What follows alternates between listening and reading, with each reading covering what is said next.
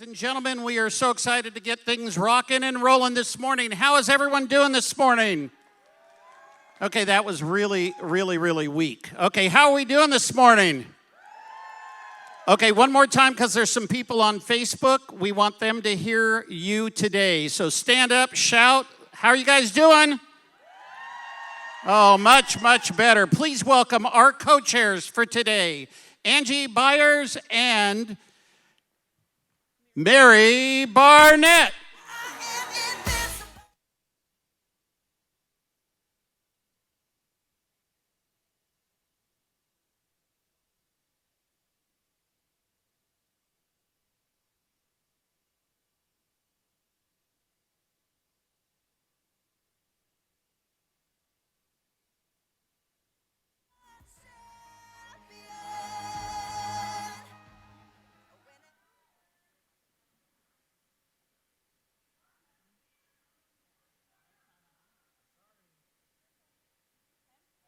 Hello. Conference. There you go. Start again. All right, we're going to start that over. Since Bobby forgot my name, I thought we'd just start over. Yeah. Okay. Good morning. Welcome, everyone, and thank you for joining us for the 10th Annual Riverside County Women's Leadership Conference. I'm Angie Byars, and I am one of the co-chairs for the event, and I am also the plant manager at 3M here in Corona, and I serve on the board of directors for the Corona Norco United Way and the Corona Chamber of Commerce. And I'm so excited for today and for what we have planned for you all. You're going to get all kinds of information, some tactical takeaways, but most importantly, you're going to have fun. Yeah, baby. And speaking of fun, my co-chair and new bestie, Mary, brings all the fun, and it has been so much fun planning this with her. I wonder why you didn't rehearse that with me. She's so cute. Hi, everybody. I'm Mary Barnett. They call me Mobile Mary, and I'm also a co-chair with this beautiful girl. And I own Another Brilliant Idea.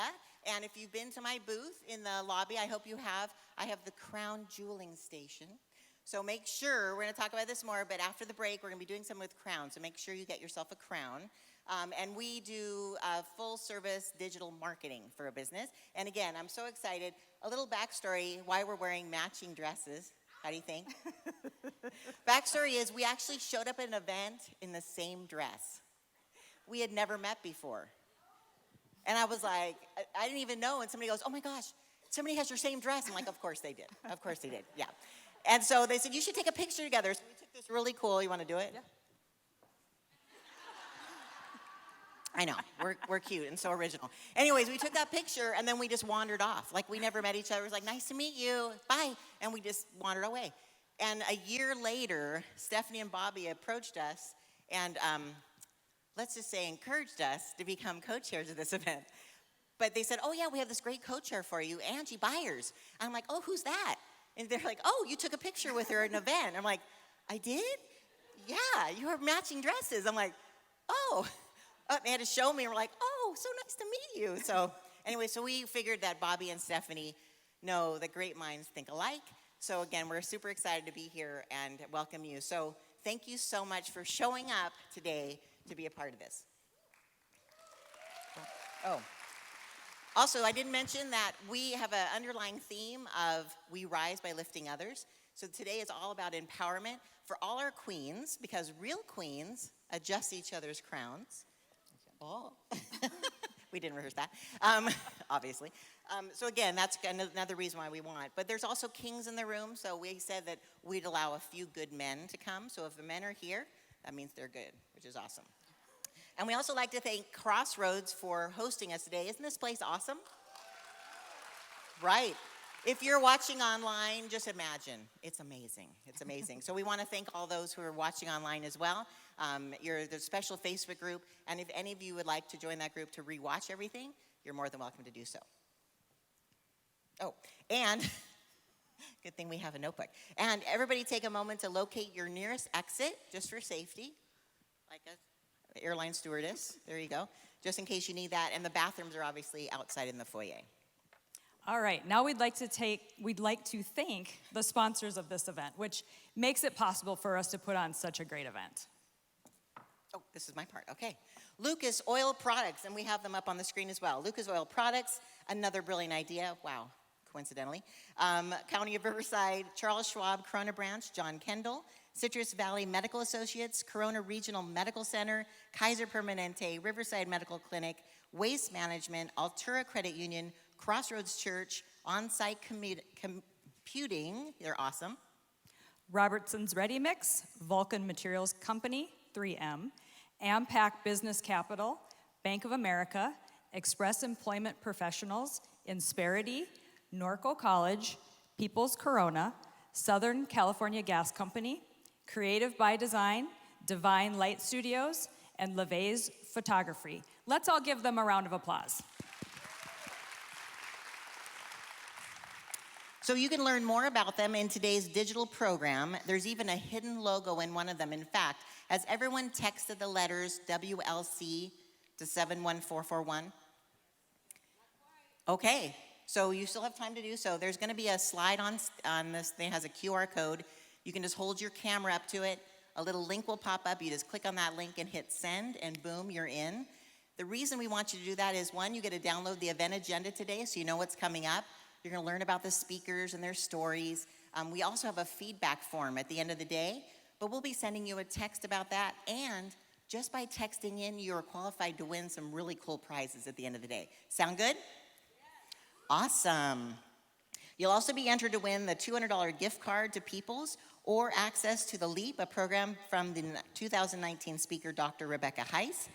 And this is also, as I said, about the surveys. And if you do submit a survey, they want to entice you. One of the submissions is gonna win $100 cash. I think everyone needs that, right? Right. So at the end of the day, make sure you fill out that feedback form, and then you'll be notified if you're the winner, which is fun. Also, I want to thank all the exhibitors that are out in the hallway. Has everybody seen the exhibitors? Are they amazing? Yes, they all have so many goodies for you. I also want to thank the committee and the volunteers and the donors. In fact, if the committee is in the room, could you please stand up so everyone can clap for you? Woo! Yay! Thank you. Thank you guys so much. We also want to give a special shout out to Donette Wheat, who's not with us today as she's undergoing some cancer treatment, but she's actually been such a hardworking volunteer, handling the volunteers committee with Kim. And again, she's watching on Facebook, so everybody give a round of applause and send some prayers up for Donette. So in a minute, we'll hear from our conference founder, Karen Spiegel.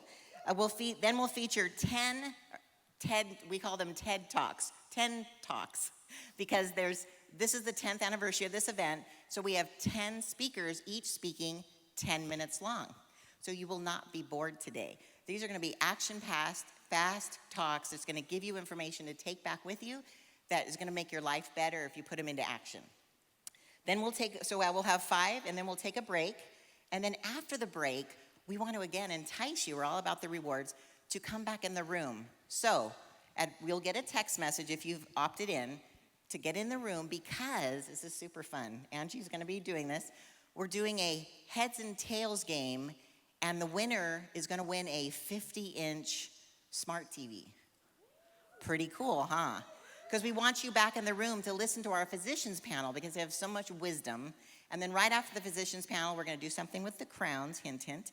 And then we're gonna have the second half of the speakers. Sound good? All right. And then our physicians are local medical specialists who are answering questions that people submitted online anonymously. So that's gonna be really cool. And then again, like I said, we're gonna have an amazing day. Are you ready for that? Woo! Now, it is our pleasure to introduce the founder of this conference, Riverside County Supervisor and Board Chair, Karen Spiegel, to lead us in the Pledge of Allegiance and share on her topic, grit. Before we bring her up, we'd like to share a little bit about this incredible woman. Karen was elected to represent the 2nd Supervisorial District in 2018, which includes the unincorporated communities of Coronita, El Cerrito, Home Gardens, and Highgrove, and the cities of Corona, Eastvale, Jurupa Valley, Norco, and the western half of the city of Riverside. She began her political career as the elected city treasurer for the city of Corona in 1996. After serving as the treasurer for 6 years, she served on the city council for 16 years, including 4 terms as mayor of Corona. Karen has a true heart for service, supporting countless nonprofits, and is a leader on boards and commissions too numerous to name. Her background includes counseling as a licensed marriage and family therapist, accounting, publishing, marketing, and as an entrepreneur in the electrical contracting field. She holds a master's degree from Pepperdine University, and she and her husband of 36 years, Bobby, you guys may know him, have 5 grown children, 1 daughter in love, and 2 precious grandchildren, RJ and McKenna. It was her vision and consistent involvement that brought this conference to all of you. Please welcome Supervisor Karen Spiegel.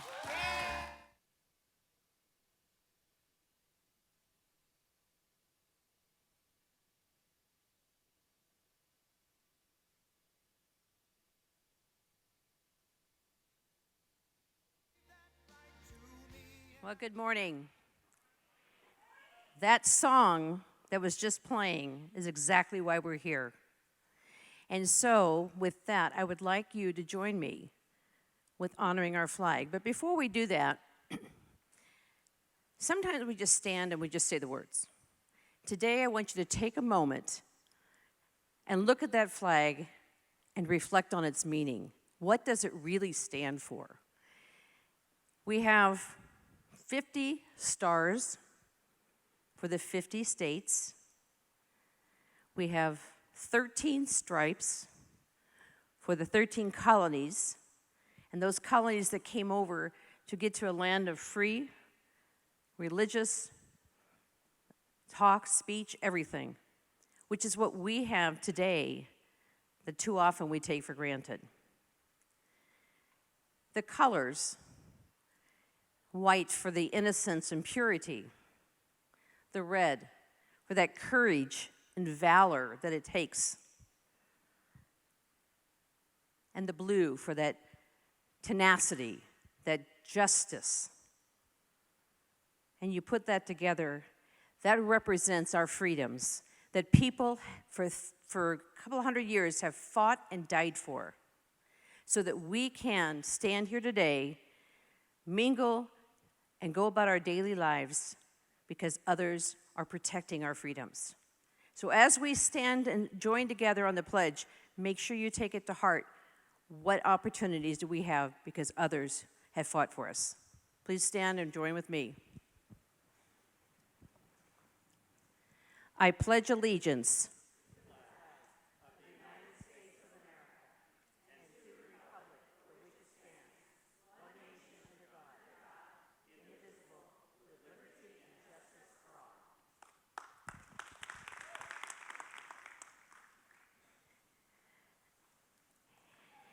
You were in the right place at the right time. Whatever reason that got you here, you were in the right place. That was why we started this 10 years ago, to lift each other up, to gain information, to gain knowledge. But that's up to you. So I'm going to ask you to put your phones away. Take this time for you. Don't be distracted. Take notes if you need notes. But focus on you.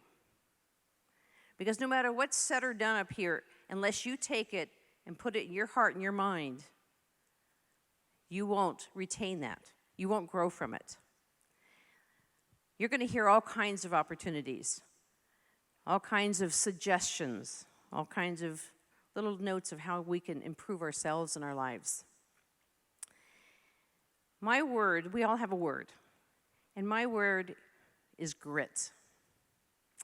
And grit's an interesting word because it doesn't sound girly. But you know what? Real girls have grit. I take that word and I say it's guts, resilience, and tenacity, grit. It's a package deal there. It's that stick-to-itiveness, when you stick to something, you have passion. As a child, how often did you say, I can't do that? And what happens is, You've convinced yourself you can't do it. But remember when you were, well, you probably don't remember, but you've seen other kids. And they get up and they learn to walk, right? And how many times do you fall down? And you keep getting back up. Somewhere in our lives, we've lost that. It's so much easier just to stay sat, right? Why keep getting up and getting down? Why keep going on and jumping through hurdles? Well, if you have a good, strong, solid goal, you can't get there without the hurdles to reach the goal. If it's a goal more than just, well, maybe I'll do that, you've got to work for it. Life is about work. If you're satisfied to where you are today and you don't make any changes, then 5 years from now, you'll be in the same spot. Change is good. Growth is good. You will not move beyond where you are without that. See, grit refers to your character. And you can grow that. You can continue to build upon that. You don't have it today. You can have it tomorrow, years down. You know, it's that passion to keep us going, reach that long-term goal.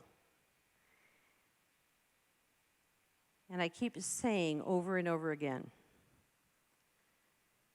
if you keep telling yourself you can't, then you won't. Get that out of your head. We put that in our head ourselves, right? Think about that. No one's saying you can't do that. For me, if someone tells me I can't, what do you think I'm going to do? Prove them wrong. And that's what all of us should do. If someone tells you you can't do it, you need to work twice as hard to make sure you do it. When you look at someone successful, now, when you people watch, are you looking at what her shoes don't match, or her hair needs to be colored, or that's not a good outfit for her? Or are you saying, wow, I like she does this, or I like that he does that? What are you looking at when you people watch? I look for things that I would like to implement in myself, in my life. When you criticize, what do you think other people are doing to you? Criticizing. And if you want to go further to where you are, you have to open that in your brain and in your heart. I say it's a double whammy. We can all do it up here, but it really doesn't show until it's coming from your heart.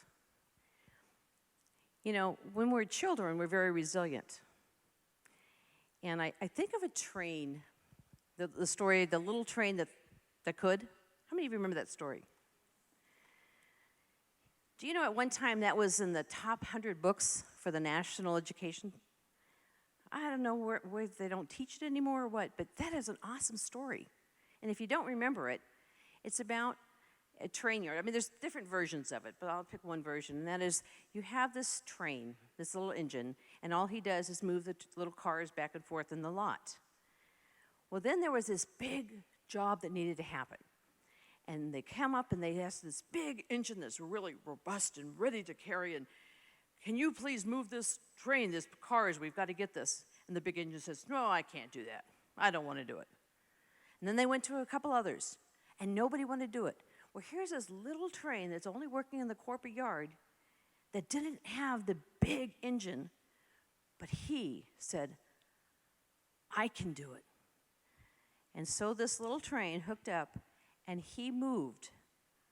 It was tough, and he'd go up hills, and I think I can, I think I can, I think I can. That's what we should all be doing. Because in the end, he says, I could do it. We can all do that. Take on that extra step. It's up to you.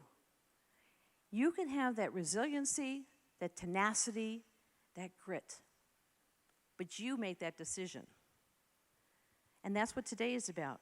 You're here, however you decided, whether you're prompted, whether you, by choice, you're here.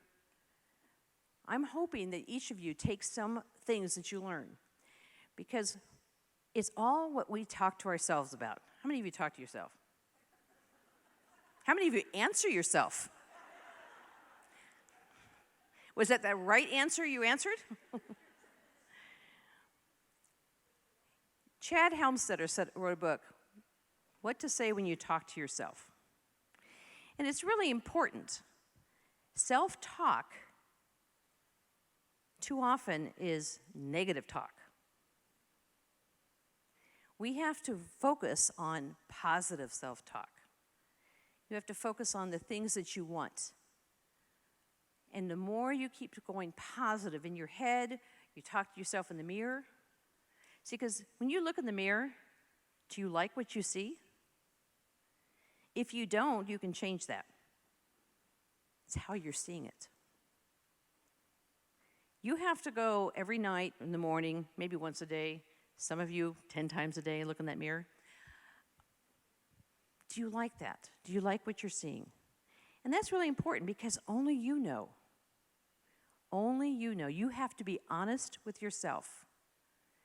And if you're not, that reflects, and that's how other people will see you. If you see yourself more confident, you self-talk, positive things, that comes off. Then take it a step further. Compliment others. I challenge each of you to find 10 compliments, 10 positive comments that you say throughout a day to other people. How do you feel when someone says, "Oh, I really like your outfit," or, "Oh, what you said was awesome," or whatever it is? What would you like to be said to? What would you like someone to say to you? Make an effort. Because what happens in 21 or 30 days, depending on who you talk to? You've created a habit. But bad habits are also done in 21 days or 30 days, right? Some of us are on that roller coaster. Well, jump off that roller coaster. Make it positive. You know, we have to make goals. Because if you don't make goals in your life, where are you going? How do you know you are there, you've arrived? You don't. But every time you reach a goal, you need to make new goals. You have short-term, mid-term, and long-term goals. And don't make them easy, just so you can check it off. Make them realistic, but make it a tad bit harder than you thought you could do.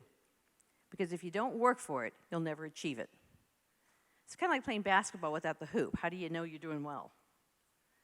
Well, you have to have goals in life in order to be able to achieve that.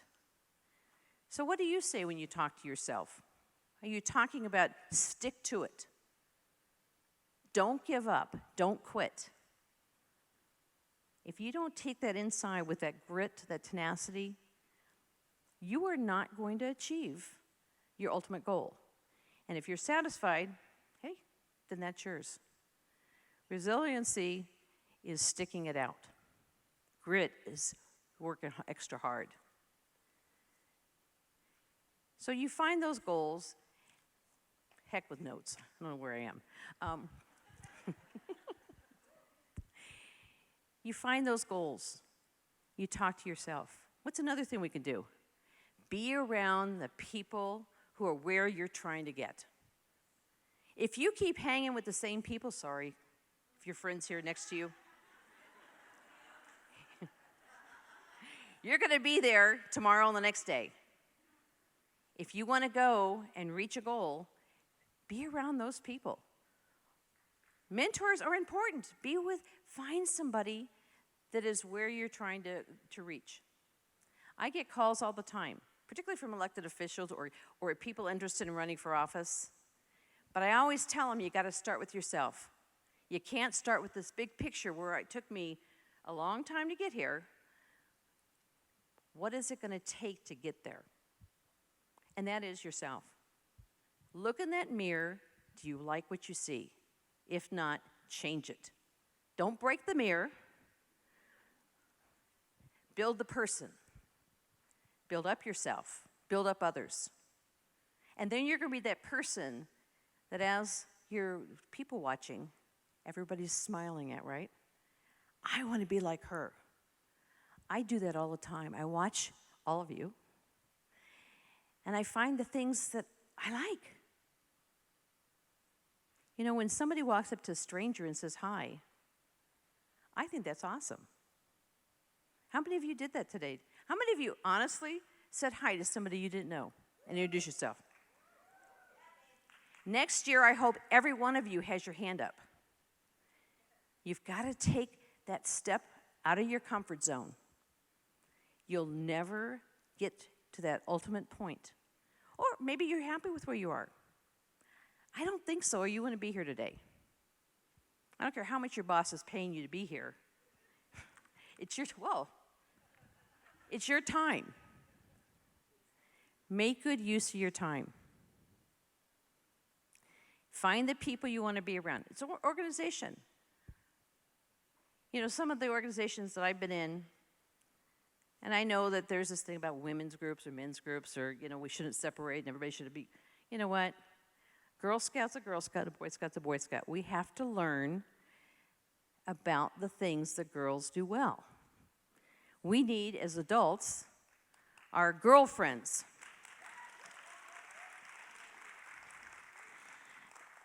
As they said, as Angie and Mary were talking, we fix each other's crowns. Hey, if I have broccoli in my teeth, I expect you to tell me that. The other day, I went and talked to 3 different people, and it took a man to tell me I had something in my teeth. A real man will tell you that. I was embarrassed, but hey, I was embarrassed for the other 2 that didn't tell me, and I yelled at them. You know, sometimes we feel we're going to upset somebody. But you know what? How many of you would like to have somebody tell you that there's a flaw, there's, you know, something that's fixable, or your zipper's down, or whatever it is? Because how many people watch you with that zipper down or the stuff in your teeth before someone finally tells you, or you get home and you look in the mirror and say, oh my God, how long? Girlfriends are important. Mentors are important. And I keep talking about the women's group. Seroptimus is one of my long time. So anybody's Seroptimist? There's all kinds of organizations. Professional networking groups are just as important. Women's Improvement Club. If you're a Rotarian, I know I better not forget Rotarians. Yolanda would kick my rear. You know, you're never going to reach that ultimate goal unless you have a plan.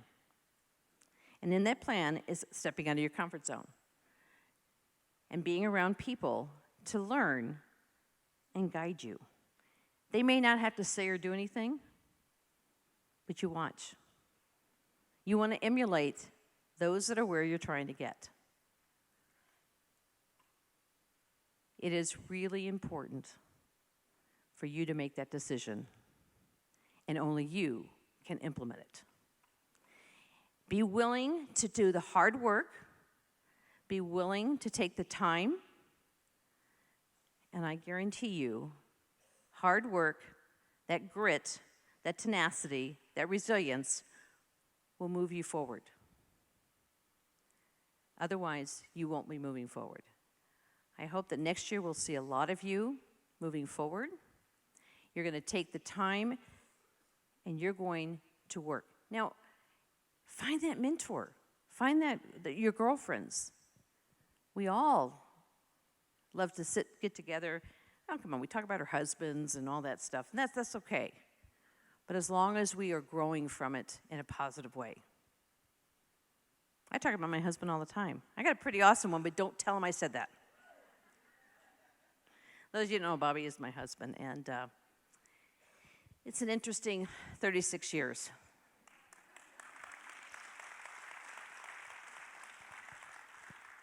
And there's many men out here, and I always say on these women's conferences, real men are here today.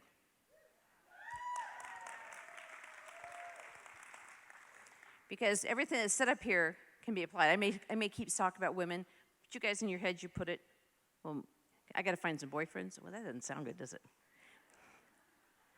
But you go out with men and you do things. I can't really do a whole lot about hunting or fishing. Well, I do fish better than Bobby does, but in fact, he bought me a tool set one year from the holidays because he wasn't going to do any of that stuff. That's all right. But again, I just want to wrap up with saying you can grow that grit. You can learn how to be more resilient. You can learn tenacity, but it's up to you. You have to make that decision to move forward.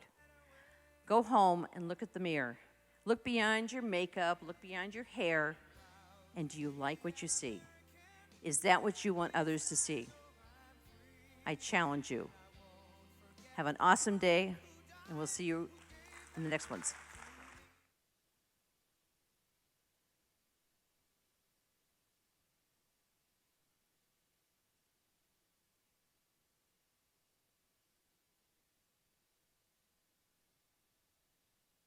Awesome. We're so grateful that she started this conference, so we wanted to let her have the very first thing so she could get out here and kick it out of the park. So it's awesome. Or knock it out of the park. Kick it. Knock it. Anyways, got it. All right, I have the pleasure now to introduce our next speaker, so hold on to your hats. Her name is Kathy Armstrong, and her word today is tenacity. And I failed to mention earlier that each of our speakers picked an empowering word and based the theme of their talk on that word. So keep in mind the words because they're going to be speaking to that. So again, tenacity. For the past 11 years, Kathy Armstrong has been an equal partner and shareholder in Do It American Manufacturing Company, a manufacturing company serving mainly public utilities with a passion for creating meaningful jobs and improving U.S. manufacturing. Go USA. She believes that everyone has the potential to be a leader if given the chance and proper training.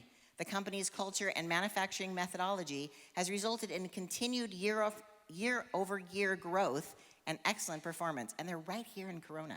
As a result, DIA's team has received numerous awards for customers, from distributors, and from community leaders. Kathy has worked in various industries prior to Do It American, including academia, information technology, semiconductor, and medical devices, so she knows her stuff.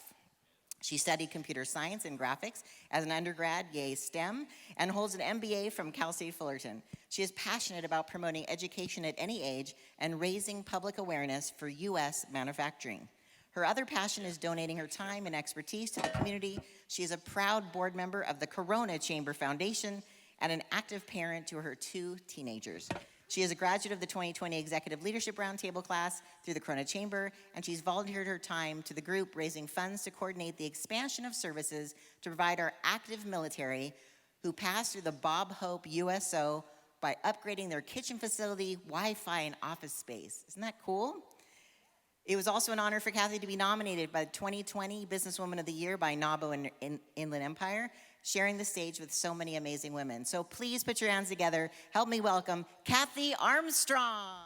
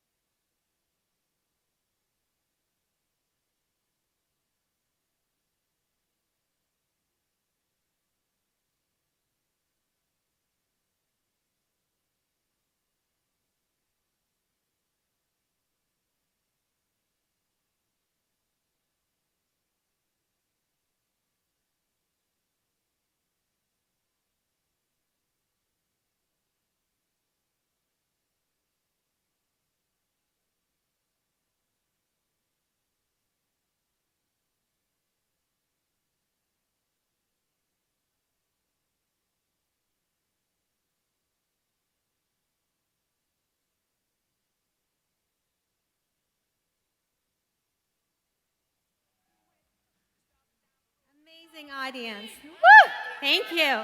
Who's still standing, ladies and gentlemen? Are we standing taller?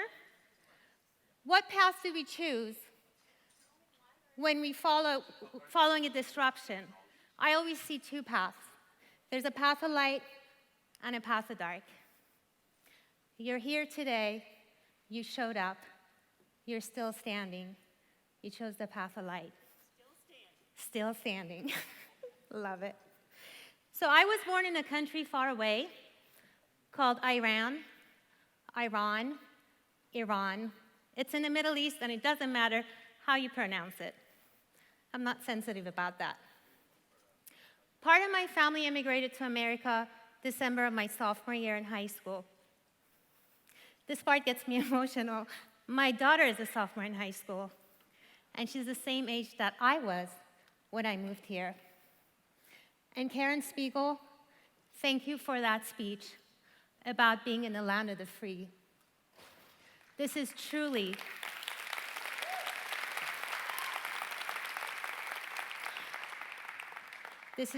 the best country to be. Trust me, I've seen different. So, I look at the audience and see beautiful faces and so much diversity. And some of you know the challenges of coming to this land for the freedom, for the opportunities. It wasn't easy for me, and it hasn't been easy for some of you. But I'm grateful every single day of my life. I arrived in California, like I said, when I was 15. And I was faced with a lot of challenges. When I got here, I thought, this is going to be easy.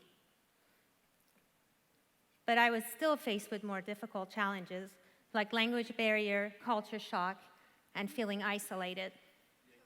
But despite all of that, I was still standing and more determined than ever. What kept me going? It was tenacity, never giving up. I had a purpose. You can call it ambition, intention, goal.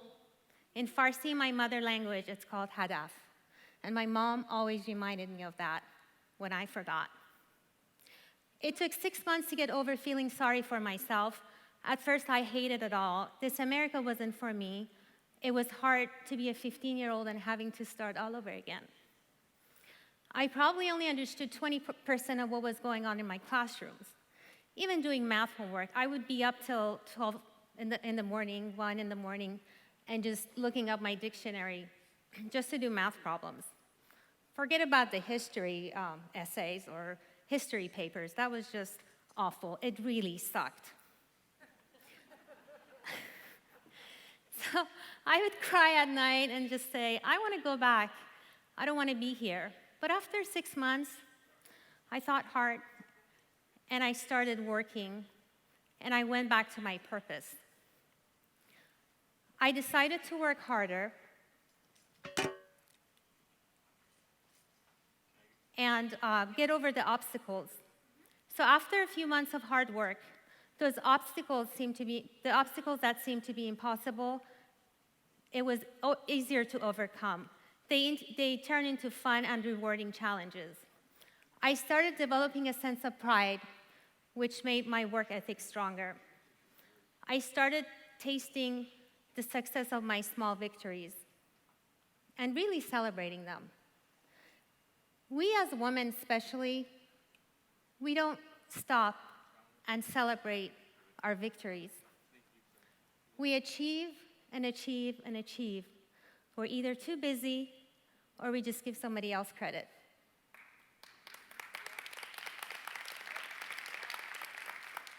We need to stop and celebrate those achievements and those milestones. It's important. I eventually developed a can-do attitude and stayed as focused as I have ever been. Staying focused was the key. There were too many distractions as I was sailing through so many uncharted territories, as well as crises in a completely foreign land. It is the land of the free, but it's brutal. At a young age, I decided that there's no plan B for me when it came to my future. My family and I had given up so much, and I had a purpose I had to accomplish. I fought so many obstacles, and I'm still a fighter.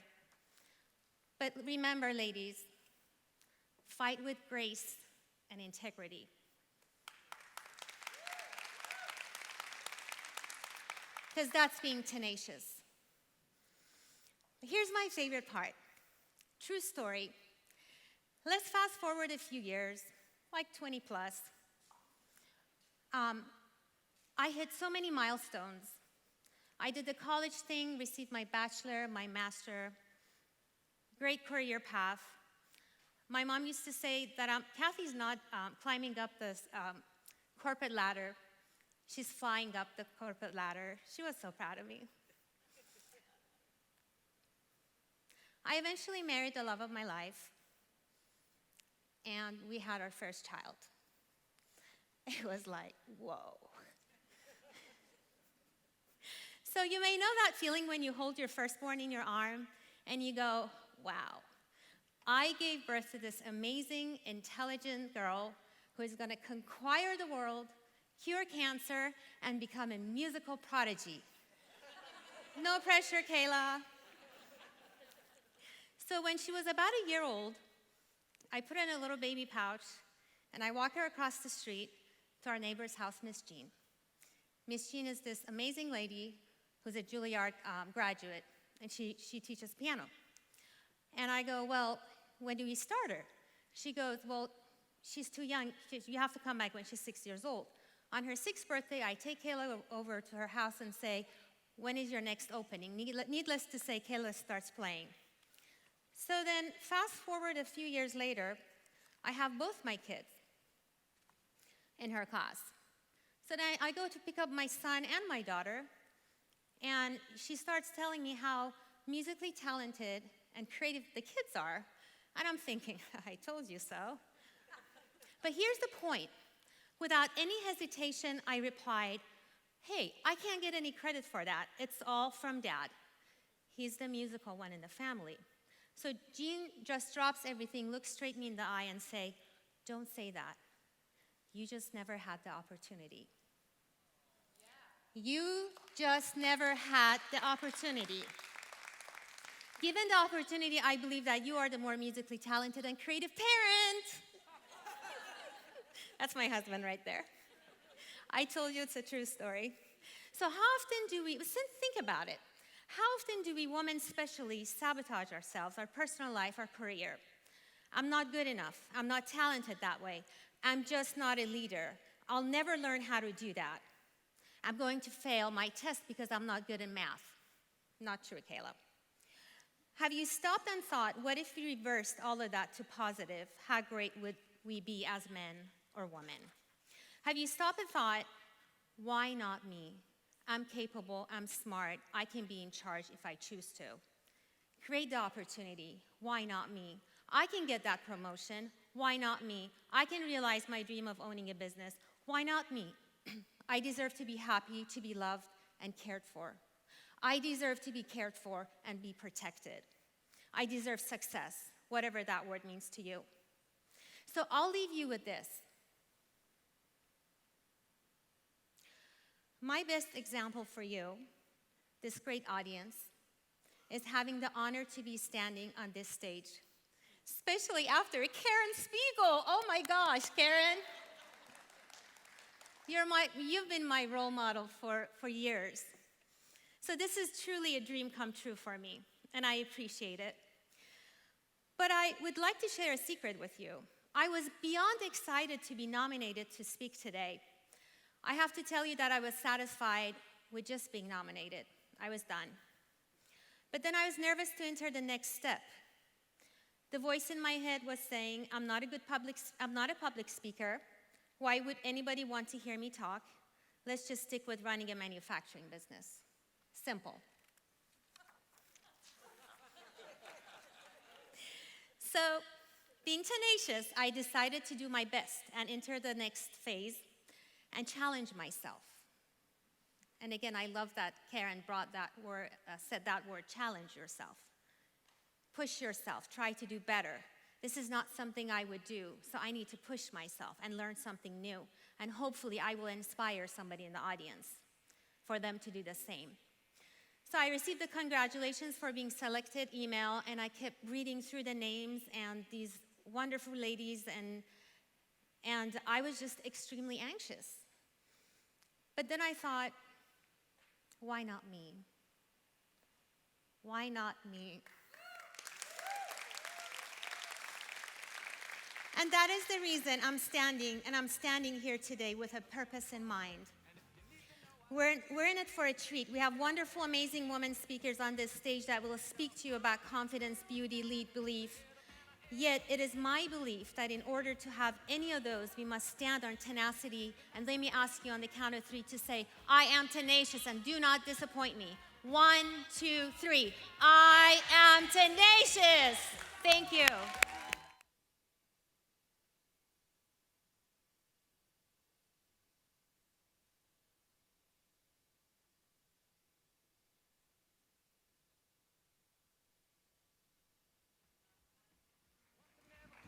Oh, thank you, Kathy, for that talk on tenacity.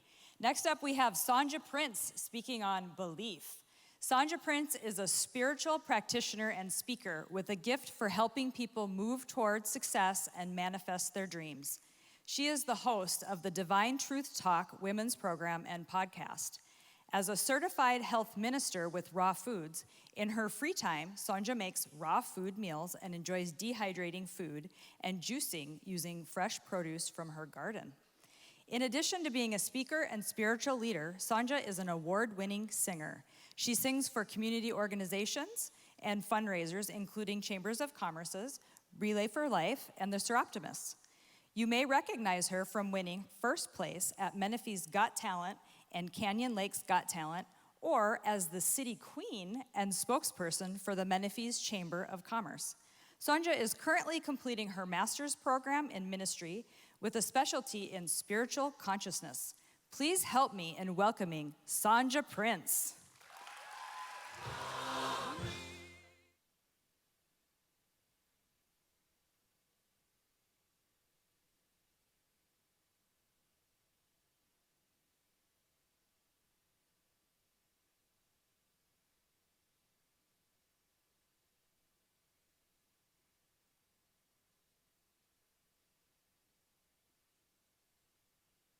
Morning. So, have you heard the story about the elephant and the rope? Okay, I'll tell you about it. So there was a man, and the man was walking through the elephant camp, and he noticed that the elephants weren't in a cage. And he also noticed that they weren't chained to a tether. So curious, he thought in his head, well, these elephants are very strong. Why aren't they trying to break out? So he goes to the trainer, and the trainer says, when they are very young and much smaller, we use the same rope to tie them to the stake. And as they get older, they keep the same rope. So they're conditioned to think and know that they can't break from it. So they believe that the rope can still hold them, so they don't try to get through. It is their belief, and they've been conditioned. So, what's the moral of that story? It is that no matter how much the world tries to hold you back, always continue with the belief that you want to achieve, and whatever you want to achieve is possible. So what is my word? My word is belief. Now, this talk is not about religion. It's about belief. Using what you believe to propel you and move you forward in your life to achieve and manifest what your desires are. So belief is faith. It's believing in something no matter what it is and trusting in something. So we can use belief to move us, and belief can be transformative. It can help transform our lives. So I have a couple of questions for you. The first question is, what do you believe when you are aware that there needs to be a change? We've all been there. We know that something is a little off and we need to change it. So what are you believing about that? And what do you believe about the events in your life that may knock you off your course? What do you believe about yourself and your ability to pick yourself up when things like that happen? And what do you believe about yourself when you need to restructure or reinvent yourself. So I am here today to show you, to tell you, and to demonstrate to you how I use my belief system to pick myself up when I was knocked down, and how I leaned in to my belief system and my spiritual community to put me back on the path of achieving my goals. So it was a Friday morning, April 3rd, 2020. I was sitting at the desk of the office that I managed in Orange County when I received a phone call. And this phone call knocked me off of my trajectory of my career. So I thought, well, it's April 3rd, so maybe it's just an April Fool's joke. Maybe they extended April Fool a couple more days. That's what I was thinking in my head. But the reality was, the person on the other line said, "You no longer work for this company, and you will not be returning. And this is all due to COVID-19 cutbacks." So needless to say, I was a little shocked. I was asked to leave my computer and turn in my phone, so I did. I got up from my desk, I went round to my subordinates, and I told them how wonderful it was and how gracious I was to have worked with them, but I was leaving, so I left. So needless to say, as I was driving home, I was in a daze. I felt like the rug had been pulled up from under me. I felt rejected. I felt fear, and I was a bit angry.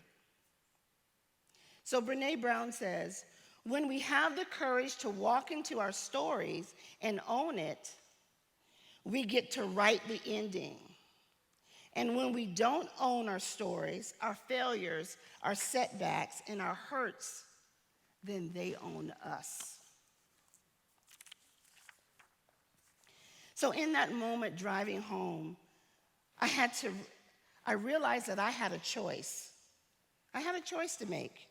I could remain in anger and fear, or I could use my belief system to chart a new course for my career path.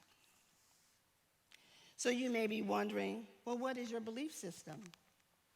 So my belief system is informed through my daily spiritual practice of quiet contemplation, of affirmative prayer, and the use of affirmations. So when I wake up in the morning, the first thing I say is, what is Spirit's highest idea for my life today? And I use that as a guide. So when I talk about affirmative prayer and contemplation, there are 5 steps. The first step is realization. I know that there's a power in the presence in this universe that is all good, and I can use it. The second step is unification. I ground myself, I use it, and I know that it's present within me. Then my realization is, whatever that thing is that I'm wanting to accomplish in my life, I realize it. So I know that there is another career path for me, and I see it. Neville Goddard has a book called Believe It In. Not believe in it, but believe it in. You have to see it. You have to believe it in, and then you will manifest it. So what do I believe? And then also, the next step is thanksgiving. I am so grateful and thankful. And release. I let it go. I let God be God and do what God does. And then there's affirmations. I am so grateful and thankful that all my good comes to me easily and effortlessly. So I believe that my thoughts are creative and they create my reality. So I lean into that each and every day, and I use that. So I decided to put myself on a quest. I no longer had a job to go to. But I did the same routine every day. I got up on time. I got dressed. I went downstairs. Instead of driving to the office, I went to my home office. And I stayed there. And I contemplated what's next for me. And then I decided that I would take a speaking course and that I would market myself as a public speaker. So I market myself to women's leadership groups. And I market myself to spiritual centers.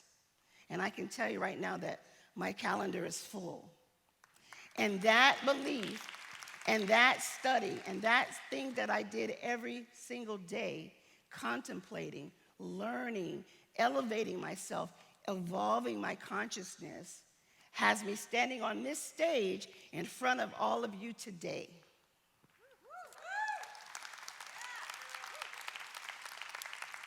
So, my time is almost up. I want to leave you with a few things.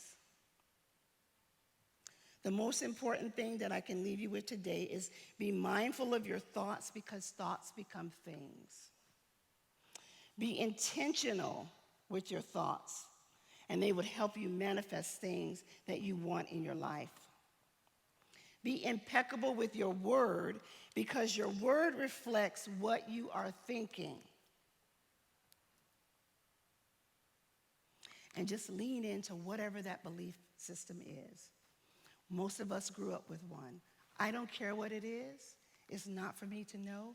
It's for you to step into it and use it to get where you want. There's a saying that says, I'm going to use what I got to get what I want. And that's what I invite you to do.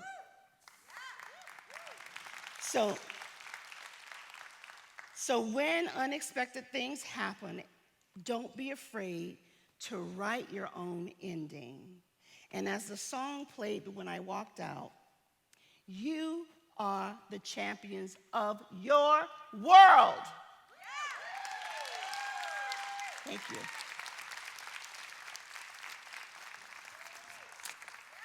And before I go, I have 10 golden tickets for anyone who wants to find me, learn more about affirmations, learn more about spiritual practice. This entitles you to a 30-minute free consultation. Thank you.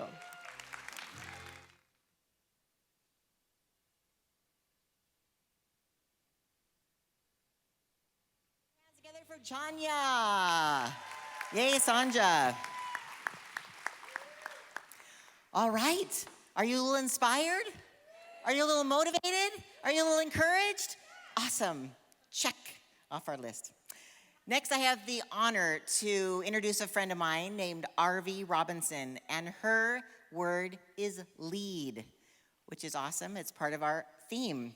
Arvee Robinson is a master speaker trainer, international speaker, and author of Speak Up and Get Clients. For the past 18 years, Arvee has taught business owners, entrepreneurs, coaches, and consultants how to use public speaking as a marketing strategy so they can attract more clients, grow business fast, and get their message to the world out to the world with impact. Arvee's proven speaker systems has helped over 5,000 individuals gain confidence, me, one of them, by the way, and necessary communication skills to succeed in business and in life. She has given over 3,500 speeches globally and has shared the stage with many speaking giants over the years. Today, Arvee teaches business owners how to stand out as industry leaders, gain visibility in their market, generate qualified leads, and convert them into high-paying clients from the stage. Arvee Robinson is a chair for SCORE, Orange County, Women Business Owner Conference, and the SCORE's presenter. She is also the president of the Christian Business Partners Upland Chapter and is a member of the board of directors for the Pomona Valley Habitat for Humanity. Please put your hands together for Arvee Robinson.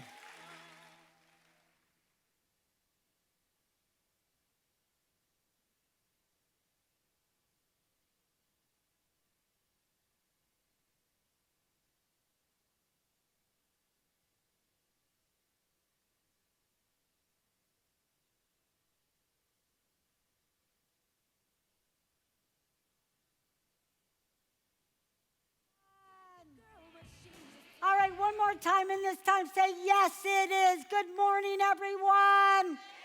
Yes, it is. How are you today? Touch your hearts and say, I am blessed. I am blessed. Let's put it all together. Good morning, everyone. Yes, it is. How are you today? I am blessed, and I too am truly blessed to be here with all of you today. How many of you have an important, powerful message to share? Yes. How many of you not only have that powerful, important message to share, but you know that it will change the lives of anyone who hears it? Yes. Excellent. Well, great. You're in the right place, because for the next 10 minutes, I am going to share with you how important it is to speak up and lead. Speak up and lead, because I am a firm believer that each and every one of you has a message to share that only you can share to people that can only hear it from you. Amen? Amen. And that message will change someone's life or their business or their soul. And only you can do it. I used to think that if you couldn't deliver your message, it could be taken away from you and given to someone else who can. And then one day I'm in church and I hear the pastor say this: God has given us all gifts, unique gifts. And if we don't use those gifts, they will be unused for all eternity. And in that moment I thought, that's it.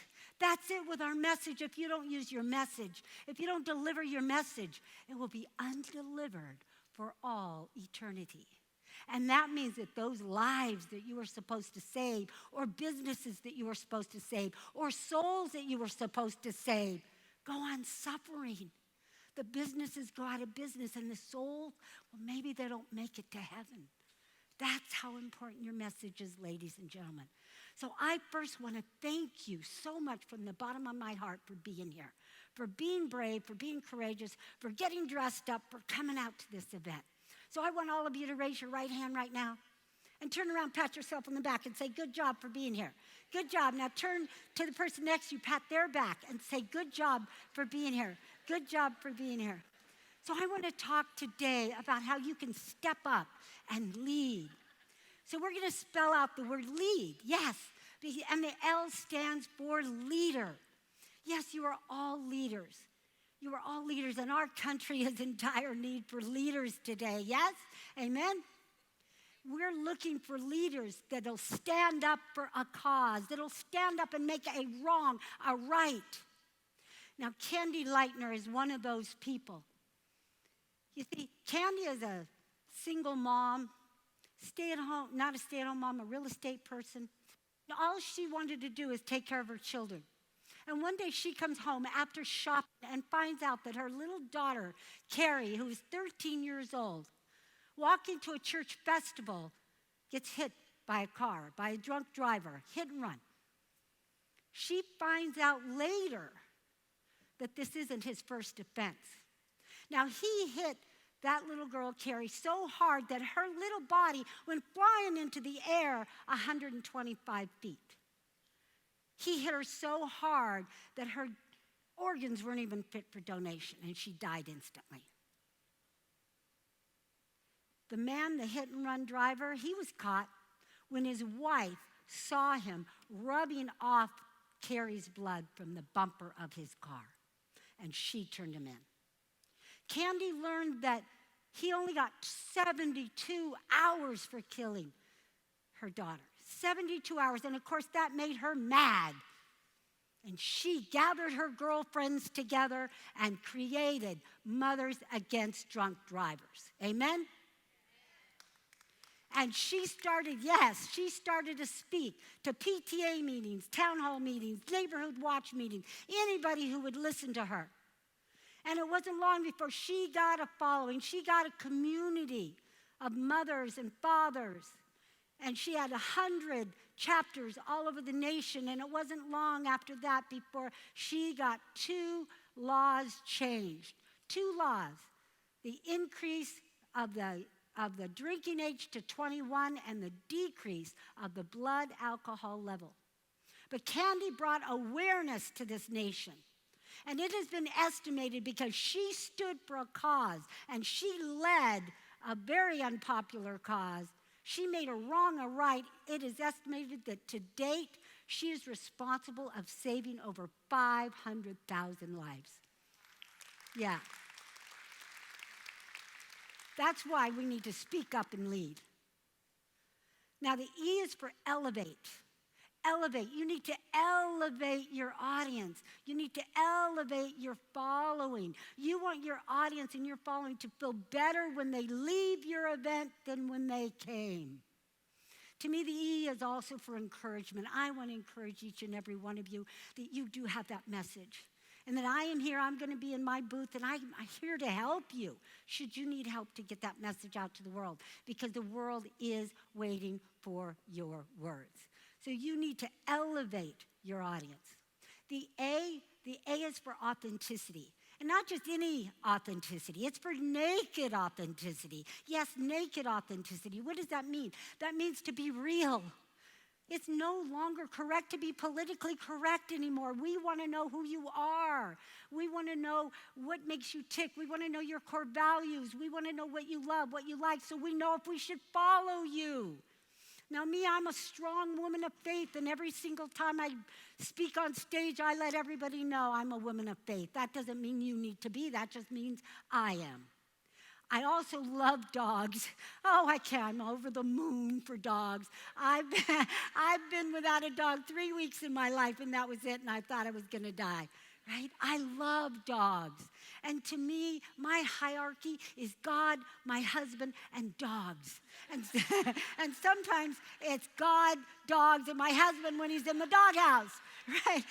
But that's just being real. That's just me being real and sharing who I am. So now the dog lovers and God lovers will follow me. Yes? Yes. So be who you are, naked authenticity. And the D is for determination and dedication. Candy Lightner was dedicated to her cause. She was dedicated to making that wrong a right. Did it bring back her daughter? No. But did it save many other sons and daughters? Yes. And that's what you can do. That's what you can do as men and as women of this nation. So don't give up. Never give up on whatever that cause is. Look for that wrong and make it right. So I want all of you to stand up with me for a moment. Please stand up. And as you're standing up, I want to share this. Again, I'll be at my booth. If you want to talk to me, if I've inspired you in any way to step up and lead or step up and speak, come and see me. I would love to have a conversation with you, because that is why I'm here. This is what God has given to me. 18 years ago, when I asked him, what do you want me to do, Lord? He said, teach others what I taught you. And I knew exactly what he meant. And so here I am, to help you to step up and to lead. So we're going to do a little mantra together, and it goes like this. I am woman, hear me speak, watch me lead. I am woman, hear me speak, watch me lead. Do it with me. I am woman, hear me speak, watch me lead. I am woman, hear me speak, watch me lead. Do it faster. I am woman, hear me speak. And louder. I am woman, hear me speak. I can hear you. I am woman, hear me speak, watch me lead. I am woman, hear me speak, watch me lead. I am woman, hear me speak, watch me lead. One more time. I am woman, hear me speak, watch me lead. Amen. Woo! And I want to leave you, thank you, and I want to leave you with this. It is time, ladies and gentlemen, to step up, speak up, and lead up. The world is waiting. God bless.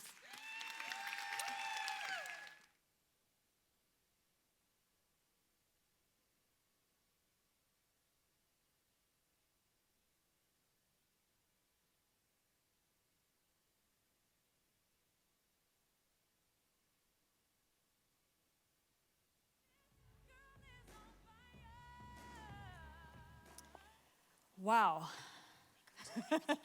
She is a firecracker, huh?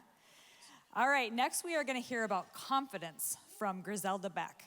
Griselda Beck is a powerhouse speaker and coach that combines her executive expertise with transformational leadership mindset, life coaching, and heart-centered divine feminine energy principles to empower women across the globe to step into their power, authenticity, hearts, and sensuality, to create the incredible success in their business and freedom in their lives. The results? Confident CEOs. Her clients have experienced success in quitting their 9-to-5, tripling their rates, getting their first client, launching their first product, and growing their businesses in a way that allows them to live the lifestyle and freedom they want. She has been featured as a top expert on Fox, ABC, NBC, CBS, Market Watch, Telemundo, and most recently named as the top 10 business coaches list by Disrupt magazine. Griselda is a featured author in the book series 13 Steps to Riches and Boss Latina Anthology. Griselda Beck is an executive with 15 years of corporate experience, founder of Latina Boss Coach and Beck Consulting Group, and serves as president for the nonprofit organization Mana de North County, San Diego, that empowers Latina women, youth, and women. She also volunteers her time teaching empowerment mindset at her local homeless shelter, Operation Hope, North County. On her downtime, she enjoys dancing, staying active, traveling, and quality time with friends and family. Please welcome Griselda Beck.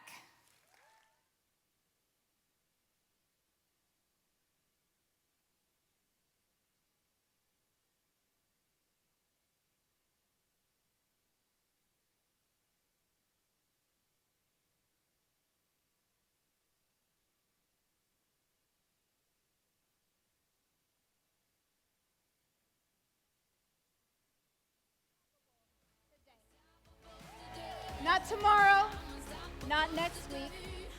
Who came here for something today? Who's ready to make some new agreements in their life? I want to ask you for your permission this morning. I'd like to have a conversation with you. Can we do that? Yes. Awesome. Awesome. I am a recovering workaholic. I'm also a recovering people pleaser. I'm hearing some yeses. Yeah? Sounding familiar? I say recovering because it is a journey, right? There is no you have arrived. There is a constantly, every morning that you wake up, you get to make a new choice. Say goodbye to tomorrow, or yesterday, and today you get to choose again. Can you think of a time that you've been let down by someone? Is there anyone in here who hasn't been let down by someone?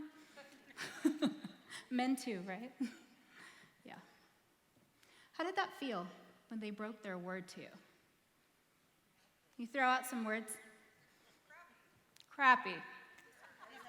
Disappointed. Hurt. Loss of trust. Angry. Sad. I love it. How are you in keeping your word to other people? If you're anything like me, and I think you are because you're here today, overachieving women, right? Driven women who want a better tomorrow for themselves, you will bend over backwards to make sure that you deliver on something that you promised. Does that sound familiar? Now I have a serious question. We're going to face some uncomfortable truths today. Are you ready? How often do you break your word to yourself? How often do you get tired and give up on that dream that was planted in your heart and in your soul? How often do you feel those butterfly feelings, right? It feels like walking on eggshells when you want to say something and you choose to stay quiet. How often do you tell yourself, I'm going to start that diet on Monday? Oh, I meant next Monday. How many of you every January decide this is going to be the year we're going to be fit? By February, you're like, Jim, what? What is this bill? Yeah. So remember I asked you how you feel when somebody breaks their word to you. This is how you make yourself feel every single time. That anger you have inside of you, somebody might have triggered it, but guess what's been going on inside? When somebody says, that doesn't look so good today, you could stand to lose a couple pounds, it hurts because guess who's been saying that to themselves all this time? Y'all are really quiet right now, so I'm guessing I'm hitting some nerves. Yeah. Our words to ourself do n-teen times more damage than the words of someone else. When we let ourselves down, it does so much more damage than when somebody else doesn't show up. It's easier to have a tantrum and blame somebody else. I have another uncomfortable question. How often do you go to bat for somebody else only to come up with the short end of the stick?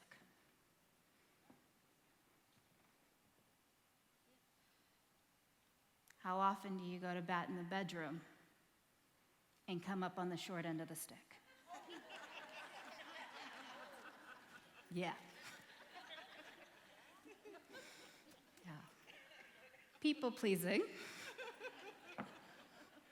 And then like, okay, it's my turn. Oh, we're done. Okay. Didn't see that one coming 20 years later. We get to be authentic, knowing what it is we want instead of waiting for someone else to show up with the thing that we thought, oh, that's it. Thank you, that button right there. We get to know which ones work and which ones don't. We get to own our orgasm. We also get to own our results. We get to own how we're feeling, our emotions. We get to validate them and hold space for them. But we also get to get up underneath that and understand, where does that come from? Where am I not keeping my word to myself? Here are some symptoms you might be experiencing that would tell you you're breaking your word. How many of you are exhausted? Like depleted, like, I can't do today. That's maybe the first thought you have in the morning before you have that talk with yourself. Say, no, I gotta do this because of somebody else, right? How often do you experience depression, anxiety? How often do you feel like you're not good enough? That's been mentioned several times today. No coincidence. Probably not going to be the last. How often do you look at someone else and say, man, I could be like her. I want to be like her. Or, worse yet, you look at her and think, gosh, why doesn't mine do that? Why doesn't my body look like that? I went on that diet and I didn't lose a pound. I gained 2 pounds. How often are you judging yourself? Judging yourself robs you of your energy faster than anything else. Depletion. Giving to others and not receiving leaves us in a depleted state. I had an event in July, and we surveyed the audience. And the number one thing that women had a difficult time with was asking for support. As you guys heard, I'm a business coach. Guess what's the number one thing that most early entrepreneurs have a hard time with? Asking for money. And then maybe they ask for some money, but asking for their worth. I shared with the ladies last night, so you guys get to be the benefits of the first people that I share this with live. I've been talking about sex with women for many years, maybe 30, something like that. Long time, 25 years, not when I was 10, 25 years. It's one of my favorite topics. And we don't talk about it enough. Anytime I bring it up in a closed space, people lean in and share something new that they've been struggling with. So a year ago, I declared, I want to take this message because not a month goes by that I don't meet a new woman who either has never had an orgasm or isn't sure if she's had one. And honey, if you're not sure, we need to talk. Last Saturday, I gave my first sex workshop professionally, and there were tears in the room. Timidness, not wanting to share. I mean, this is the most vulnerable thing in your life, right? It happens in the bedroom. We get to own that, get to talk about it, to create spaces where we can lean in and hold space for other people. Because guess what? You think you're the only one? You're not. So, my ask of you is this. When you wake up tomorrow morning, I want you to look in the mirror as you're getting ready and say, what do you want today? And then follow that with, today I am committed to doing whatever that is. Who do you get to be? And if it's something big like it was for me 8 years ago, that I saw myself sure as day standing on a stage speaking to a sea of women, and I didn't know how that was going to be possible, but I knew that's where I was supposed to be. So take the first step. Make a new agreement with yourself. Know that if the desire is in your heart, you get to do it. Keep your word to yourself. That is true confidence. Watch your words. Stop judging yourself. Instead, lean into acceptance. Thank you for having this conversation with me today. Thank you for opening your hearts.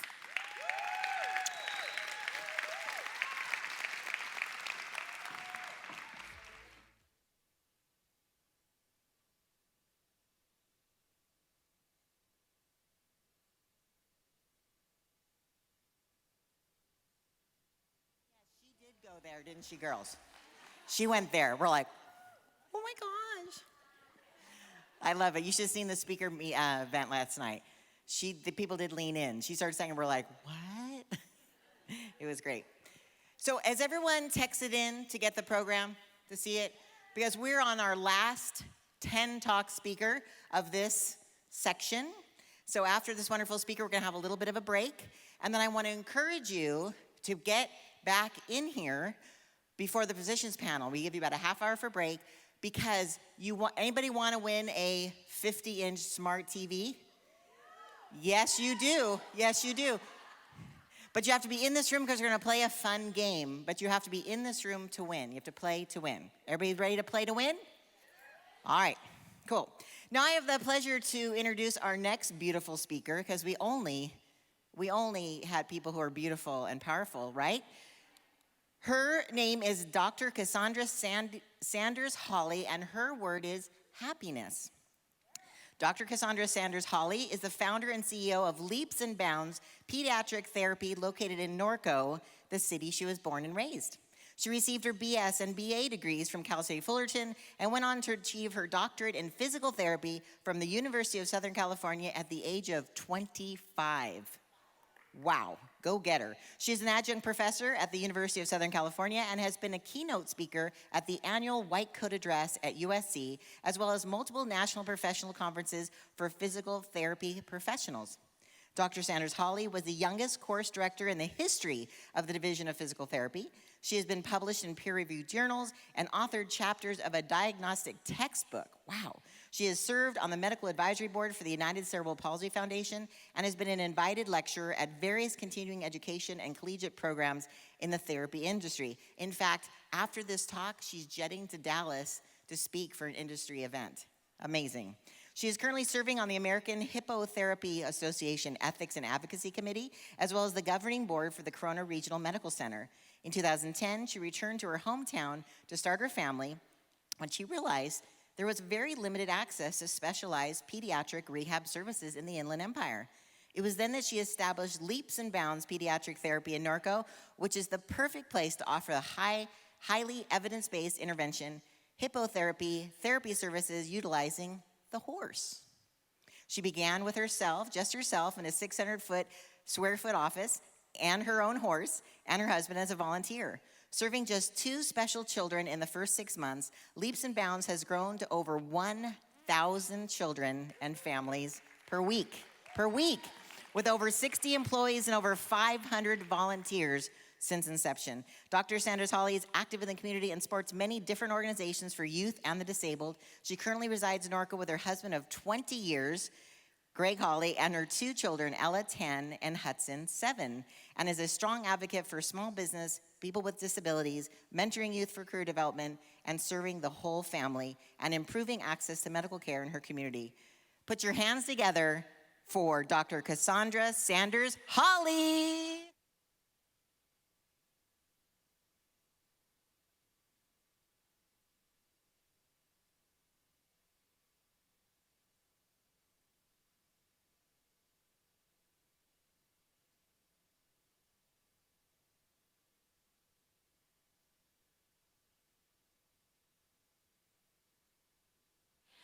The human pursuit of happiness.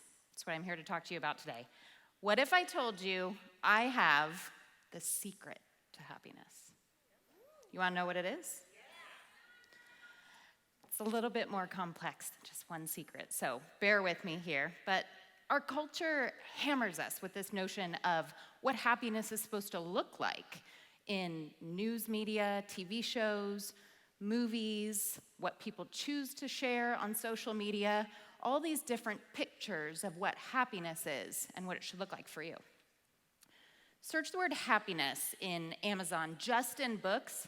There's over 60,000 hits with that word in the title. We are consumed with finding happiness in our culture. There's collegiate courses that actually offer a degree on finding happiness. There are 460 classes you can take at the collegiate level to teach others how to find happiness. As my daughter pointed out, it's in our Declaration of Independence. It's our inalienable right to pursue happiness, right? Well, I'm going to share with you today actually 4 smaller secrets to help break down this really complex topic of happiness. It's going to be really simple. You're going to be able to remember it all with one word for each secret. Are you ready for the first word? Garbage. It's okay to laugh.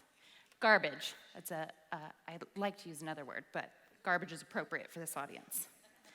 Not only has happiness and this pursuit of happiness really dominated our personal life, it's infiltrated the workplace. There is an entire industry and people willing to sell us a product or service to promote happiness amongst employees and ourselves in the workplace with this concept of work-life balance. I'm here to tell you that this concept of work-life balance is garbage. Absolute garbage. This concept that life is not your work and work is not your life, and unless those two things are perfectly balanced for you, you can't be happy. That is garbage to me. Work takes up a lot of our life. So if you think that you can't be happy in your work, that you have to wait to stop working, to start life, to start being happy, you're probably pretty unhappy.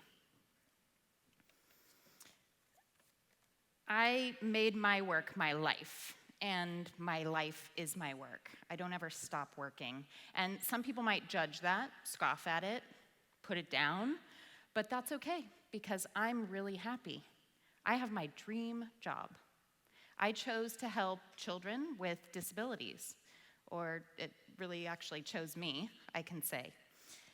But it wasn't always that way. I didn't just wake up one day and have my dream job. I've had a lot of other jobs in there, and cleaning stock rooms, folding clothes that were discarded carelessly, taking back-to-back customer service calls for 8 hours a day at a phone bank with 800 angry customers. Didn't exactly breed happiness. Those things didn't give me happiness. I had to create it. So that's secret word number 2, create. I had to create it myself. It's inside, it's internal. I chose to approach each task with happiness. I needed those jobs to survive in the moment, and that made me really happy that I had a job that I can do. I might as well do it with happiness. It's a mindset shift, and you are fully in control of it. You get to decide what makes you happy by approaching your tasks. You have the power to do it. You have the power to create it. So that's keyword number 2, create. Stop looking for it externally. Stop looking for a relationship, a friendship, a job, a hobby to give you happiness. You have to find it yourself. You have to create it yourself, right? My favorite legend from Greek mythology is that of Sisyphus. Sisyphus was a man who was so clever that he cheated death twice. And in Greek mythology, this really angered the gods that a human outsmarted them. You've probably seen an image that's become really symbolic in our society of this teeny tiny man pushing up this great big boulder. That's my friend Sisyphus. So the gods were angry with him. They punished him by condemning him to a life of pushing a rock up a hill every single day, only to have it roll back down again and start over the next day. Well, he was a clever man, said, if this is what I need to do to survive, I might as well be happy doing it. And so Sisyphus sang a little song, he did a little dance, he pushed it up backwards and sideways, he made contests with himself and set goals, and he was really happy with his life. I think that all of us have rocks to push everywhere. We have little bitty rocks every day we have to push. We have great big boulders that we have to push. And how we choose to push our rock is entirely up to us. Nobody made that task easy for him or happy for him from outside. He created it. We all have a rock to push.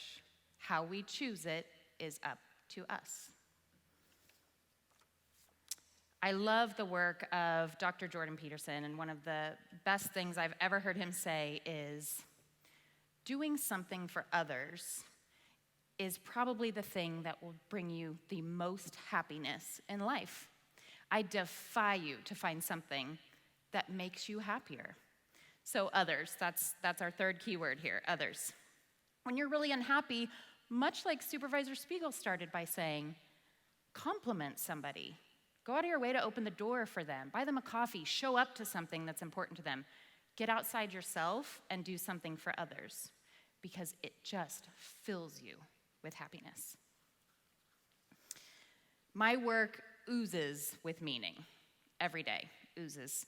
I help people who need to learn, children who need to learn to use a fork, to sit up, to walk, to say words, or communicate in a different way. It's really easy to find meaning, but it's not always easy to find happiness, because sometimes we take 2 steps forward and 10 steps backwards. And it's hard to find the happy in that. What's so happy about that?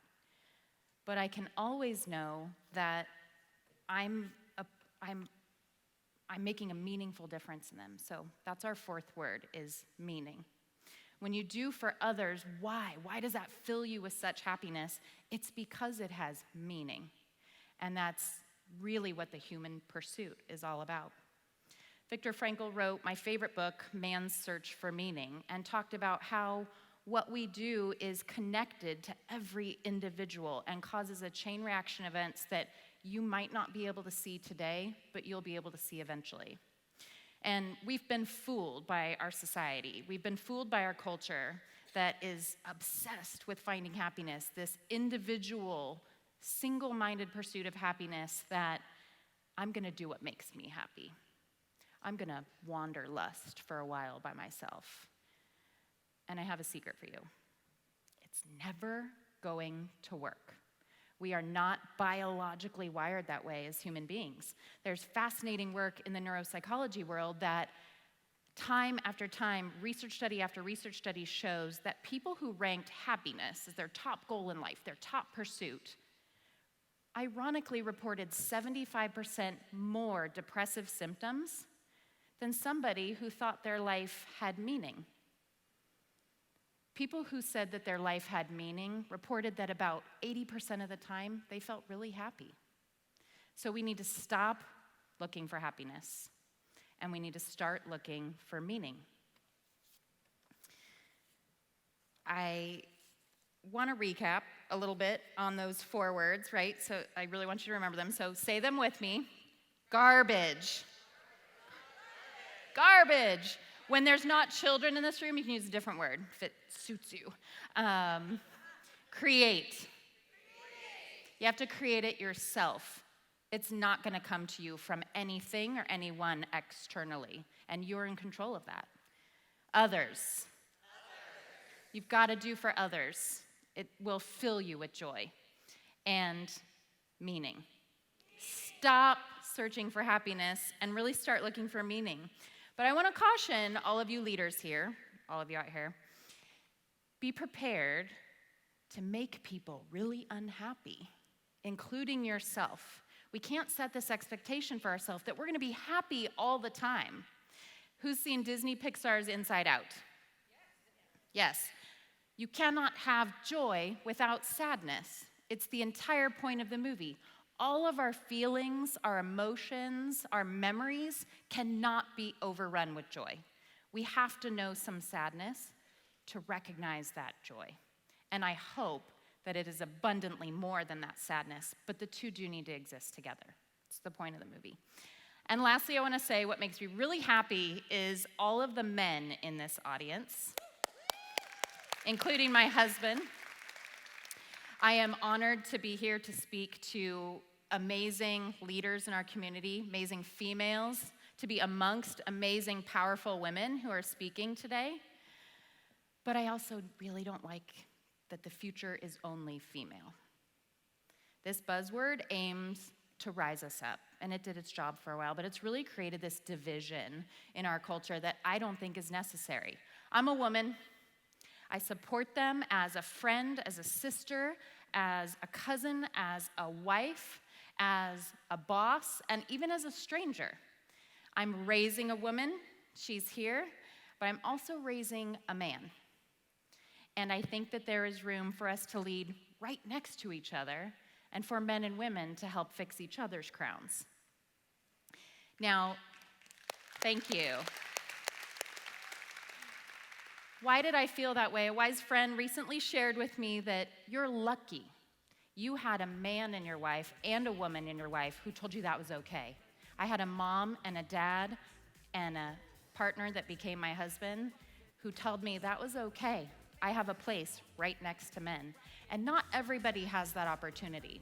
So if you had that opportunity, be grateful for it, recognize it, pass it on to others.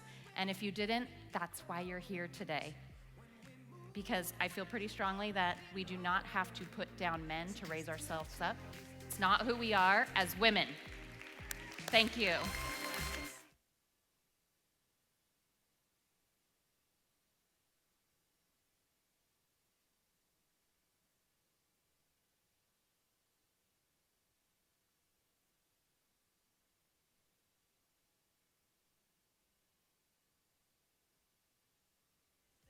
All right, we want to thank the amazing speakers that have gone so far. Have you guys, again, been inspired? Awesome, awesome. All right, so it's, I kind of covered a lot of the housekeeping before I introduced her, so I just want to make sure that you know that we have a short break, and Angie's going to tell you more about that. Yeah, so we're going to be back in here at 10:10. So take a little bit of time, go out, visit the exhibitors, use the restroom, and then at 10:10 we're going to play a really fun game. And the winner of that game will get a 50-inch TV. Also, I wanted to mention, we have this board that one of the committee members, Crystal Bradley, put together. Crystal Lopez put together. And it is a bunch of inspiring and powerful words. And it's called Take What You Need. So you go look at that board and look at the words and take what you need to think about or meditate on or whatever and what you need in your life. And that's going to be at her booth, which is Carter Bradley Insurance. And so that's it. We'll let you guys go. And also, we're closing the food down after the break. So if you're hungry, grab something to eat really quick because it won't be there after the break. So go enjoy yourselves. Give some love to some exhibitors. We'll see you back in 15 minutes.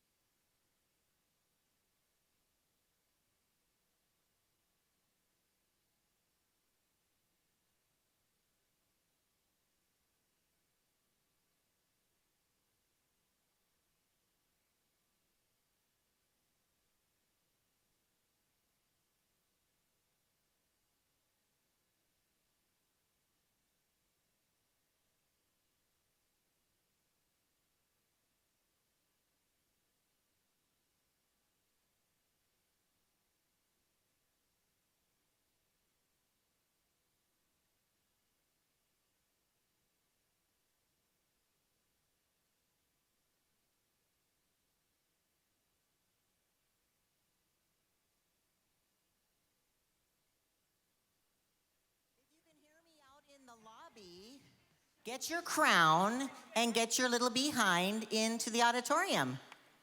Because we're about to give away a TV that's super smart. We all need smart things in our lives, right? Smartphones, smart TVs. But you have to be in this room to win.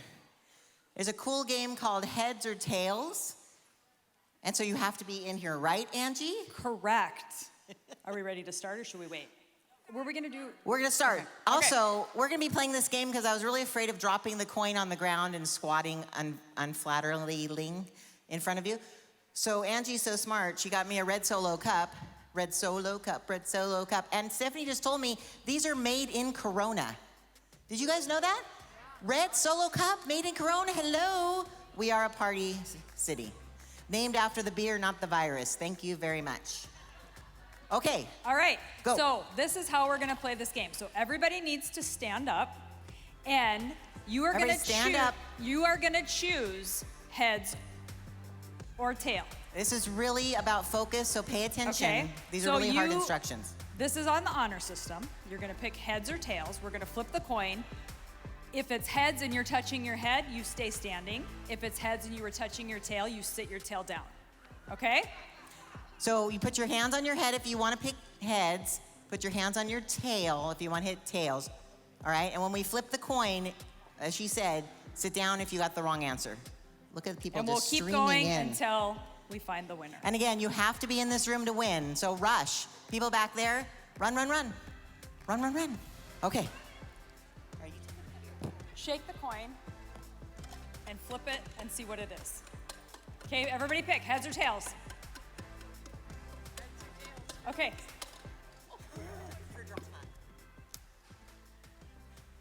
What is it? Heads. So anybody that had tails, sit your tail down. You have a tail, put it in the seat. All right, now you get to pick again. So you can change what you did before if you want. Okay, heads or tails, pick.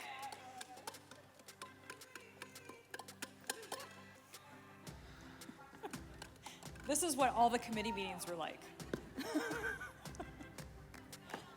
Heads. Heads again. All right. We're thinking with our head, feeling with our hearts.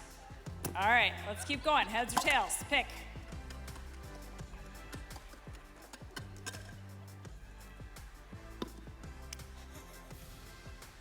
Heads. Okay. There's got to be a tail. I mean, what's the probability? 50-50? Oh, wait. No, I'm kidding. All right, pick heads or tails.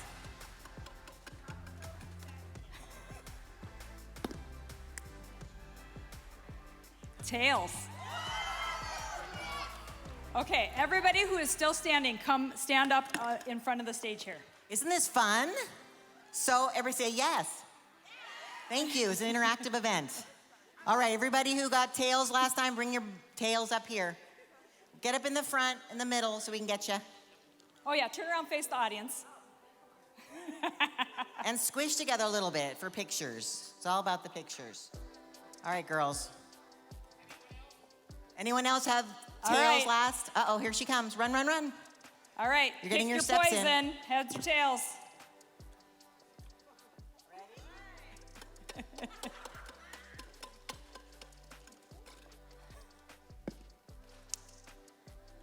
Heads. All right, here we go again. Heads or tails? Get to pick it, heads or tails. Tails.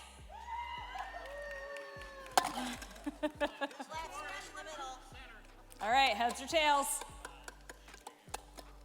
Pick your heads or tails. Jan, you gotta pick one. Heads. All right. I love the ones wearing the crowns because they all tip like this. Oh, us. All right, pick heads or tails.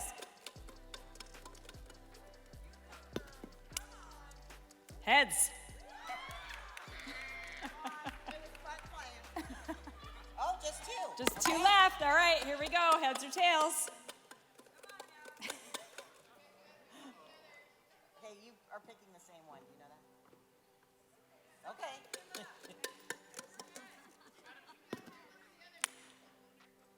You can only have one way to Well, pick. just Okay. it's tails, so you're still in it. All right, pick again. Drum roll, drum roll. Girls, yes. Okay. Will they both lose if they are the wrong No, one? we'll just go again until. Oh, Here we go. Look at me, I did it like a lady. in heels even. I know, right? Heads. Okay. So now this time you guys got to do opposite. All right, heads or tails?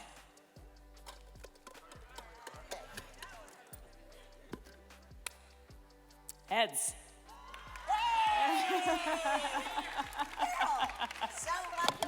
Congratulations, Dianne Sabatino. Yeah. So you can pick this up afterwards on your way home. It pays to show up, doesn't it, ladies? Awesome. All right. Without further ado, we're turning this over to Linda Pearson and And Ruth Jaffe. Good all right. morning, Thanks a lot, everybody. That's a hard act to follow because, wow, a TV. Well, we are so excited to be here by popular demand. This is probably, the physician panel has been a part of this conference since the very beginning, and we have incredible physicians for you today. I'm Linda Pearson. I'm with Corona Regional Medical Center, and I'll turn it over to Ruth. Hi, good morning, everybody. How exciting.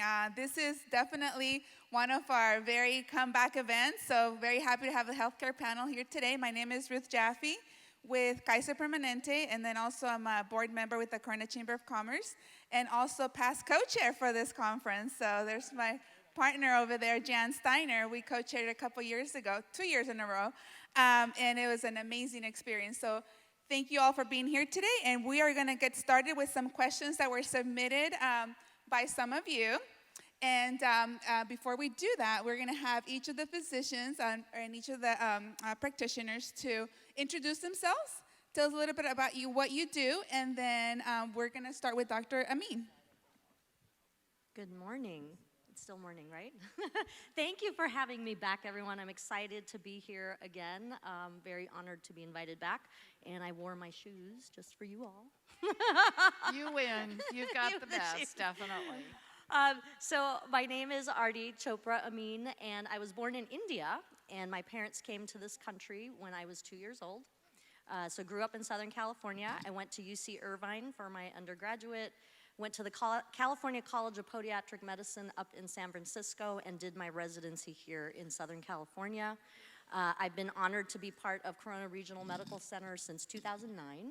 So a long time in this area. I started my own practice a little less than 4 years ago, so that's pretty exciting.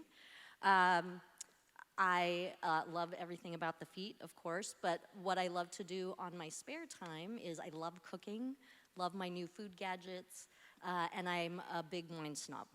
So. And I do have one son. He's 20, almost 21, and a wonderful husband I've been married to for 26 years. Thank you. Good morning, everyone. I'm Renanda Stevenson. I'm a doctorate level nurse practitioner, and I'm a native of California, Southern California. I've been practicing family practice medicine for 20 years, and currently I'm working in the Riverside Clinic, Platinum Providers Medical Group. We're associated with Citrus Valley Medical here in Corona. We have, between me and my husband, we have 7 children. The oldest is 32, the youngest is 14, and 6 grandchildren going on 7. So I just enjoy taking care of patients and giving back to the community in the area. Thank you for having me.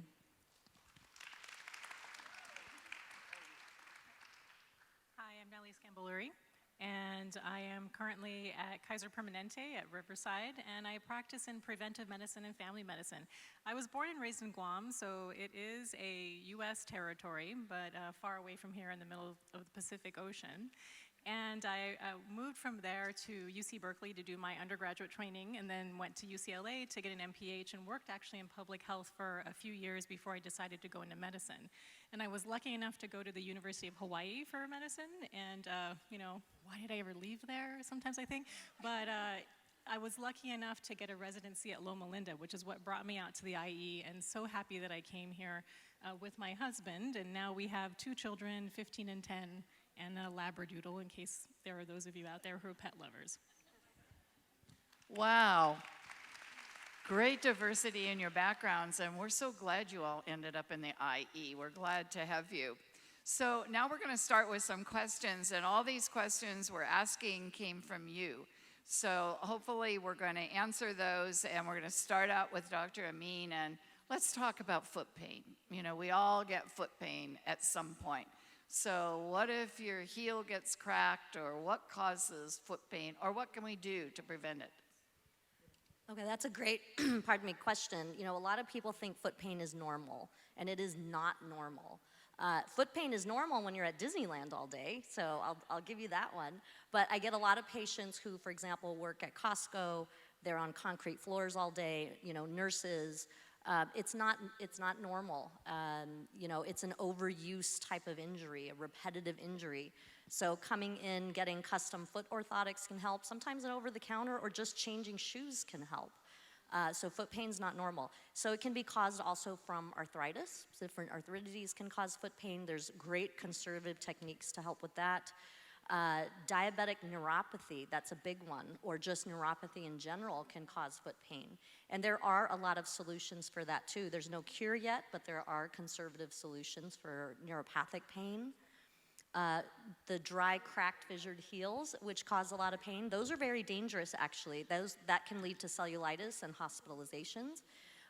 We have a great magic cream, an ointment actually that we sell in the office because it's not available over the counter, but there are ways to actually combat dry, fissured heels using creams and saran wrapping the heels to help infuse those moisturizers deep into the heels. We live in Southern California, so we are a flip-flop sandal-wearing society, so we see a lot of those dry, cracked, fissured heels. So yes, those are, that is something that can be treated conservatively. Then we have, you know, foot pain, heel pain, right? Heel pain's a big one. 80% of heel pain is caused by plantar fasciitis. However, 20% is another reason. So, you know, you can self-treat at home. Usually people try over-the-counter inserts. They're changing their shoes. Maybe you're laying off your exercise regimen. But, you know, if after about 4 weeks you're not getting better, do go see a podiatrist to help you. You don't need surgery right away, so it's not a surgical solution. There are many, many wonderful conservative solutions ranging from stretching and physical therapy, anti-inflammatories, changing shoes. Sometimes it's really that simple. Another reason for foot pain, you are wearing your shoes too long, right? So athletic shoes, it's 300 to 500 miles. So we split the difference, so about 400 miles for your athletic shoes. Toss them. If you're wearing athletic shoes nearly every day, general rule of thumb, 6 months, toss them. I know they might look good, but they're really not because the insole of the shoe has little cells in them that have recoil properties, and those recoil properties are completely smashed down at about 400 miles, so you got to get rid of the shoes. Wearing shoes that are incorrect for your foot type. So what does that mean? If you're flat-footed, and how do you know if you're flat-footed? You've got to stand and look at your arch, not when you're non-weight bearing. If you're flat-footed, you should not wear a super flexible shoe. So there's a lot of super flexible shoes out there, and that can cause foot pain. If you're really high arched, you want to wear shoes with lots of cushioning in them because you're walking on your heel and the ball of your foot only. There's nothing in between touching. So that's another reason for foot pain as well. Let me think, what else? Obviously, there's things like ingrown toenails, you know, thickened nails that can cause foot pain. You can also sciatica. Sciatica, a lot of times you can have a pinched nerve in your back, but your heel hurts, for example, and I've had patients come in with that, or your ankle hurts, but that's not even coming from the foot or ankle, so that can be worked up. Perhaps it's back pain or sciatica that's causing that particular problem. Well, thank you. I always learn something new. We've had Dr. Amin for the last few years, so it's always great to have you back. Now I'm going to have a question for Dr. Stevenson. How do we prepare for menopause? So what are some of the things that we can look at besides hot flashes is one of the questions. So the first thing we can do to prepare for menopause is we want to really educate ourselves on the onset and the symptoms of menopause. That way it just kind of helps to prepare you so you know what to expect. The other thing we can do is to develop a healthy diet and healthy exercise regime. So if you kind of prepare that ahead of time and you start working on that to develop the habit, when you're going into menopause, it will really help you a lot with just being your overall health. Getting enough vitamin D and calcium, whether it's in your diet or whether it's by supplements, getting adequate amounts of that will kind of help to improve your bone health, because we get concerned about osteoporosis when you reach the menopausal state. And we also want to think about just your overall health with trying to prevent other diseases that kind of come with that, like heart disease, osteoporosis, all those risk factors. So these things will help your overall health. They'll also help to prevent these other diseases, and they also help reduce your menopausal symptoms. Weight loss is a big thing also. So getting a better diet, better exercise is going to help you maintain an optimal weight. Maintaining an optimal weight is going to help reduce your menopausal symptoms. So a lot of it's just really education and starting to develop healthier habits going in, so you can maintain these habits during the time when you're in the menopausal stages and postmenopausal. And what was the second question? Yeah, what are some of the symptoms that we should start looking for besides the hot flashes? So what happens in menopause is your body, as you start to reach this menopausal state, your ovaries start to decrease in making the reproductive hormones and the hormones that regulate your aging process. As you notice the changes in the decline of these hormones, you're going to start to have menopausal symptoms. This can happen in your 40s and 50s. Actually, as early as your 30s when they start to decline. But typically, mid-40s to mid-50s is when you're going to notice majority of the symptoms kind of start to affect you. So besides the hot flashes, you can experience vaginal dryness, low libido, which is low sex drive. You can experience fatigue and weight gain, insomnia, irritability, and mood swings, and frequent UTIs, which often happen because of the atrophy of the vaginal mucosa. So all of these things come with. Some women experience a lot of these, some women experience all of these, and some women experience very minimal of these symptoms. Everybody is kind of different in how they experience them. But most times it can go well into your 60s and beyond. So they don't just kind of happen, for the year or two that you're menopausal and then they go away. You can continue to have these symptoms well into your 60s and after. Well, thank you. And we did mention that, unfortunately, one of our physicians is not able to be here with us, Dr. Kuntz. She had cuts. She was called into the hospital, so she needed to go and do some surgery. So we're going to change things up a little bit. So Linda's going to ask the next question for Dr. Scambilleri. Well, one of the questions asked is, COVID is a hot topic. Whether we like it or not, it is a hot topic. And someone asked this morning if we could address COVID, and they've had the J&J shot, and they happen to be an asthma patient, and they wondered what the risk was of getting COVID with the shot, and is asthma contributing to getting COVID? So that's a good one for you. So whoever has asked the question, you've had your first COVID vaccine and you have a history of asthma. So you do still have a risk of getting the COVID infection even after your first or even your second vaccine. Getting your second vaccine will give you some protection, especially even with having asthma. I think your concern mostly was if you were at a higher rate of disease or severity of illness with catching COVID with asthma after the first vaccine. The hope is that with the first vaccine, you've gotten some kind of antibody protection, that you've generated some amount of antibodies that would reach a threshold that would give you some protection against the COVID infection should you get the COVID infection after the first vaccine. Again, that's just, everybody is different, and so we're not able to tell who is getting more benefit from the vaccine and to what level. But I would say I would not get your second vaccine because of any concerns. I would still take precautions. You have asthma, so I would still take precautions in wearing your mask and washing hands and all those universal precautions that we do. But I wouldn't be overly concerned if you were to get the COVID infection after your first vaccine, because hopefully you have some protection, some antibody generation from the first vaccine that should protect you. You might develop some symptoms, but the hope is that it won't be as severe as it may have been had you not gotten the first vaccine. Yes, I just wanted to bring up specifically for J&J that you've probably heard a lot of stuff on the news lately about boosters. And so boosters have been approved for the Pfizer vaccine, and we hope that eventually that there will be a booster for the J&J vaccine. In addition, when we look at folks who've been vaccinated versus unvaccinated, you have an 11 times higher risk of being hospitalized for COVID than someone who has not been. So we do see breakthrough infections. I mean, I think we kind of all hoped that this was going to be like the golden ticket and we were never going to get COVID. And it's really more about how do we prevent risk to ourselves and to those around us so that we are not hospitalized and unfortunately dying, because we have seen 1 in 500 Americans die of COVID in the last 19 months, which is really a stunning statistic when you think about it. Thank you for that. And I actually have a question for you now, Dr. Scambilleri. What are 1 to 2 things women can do to take care of themselves?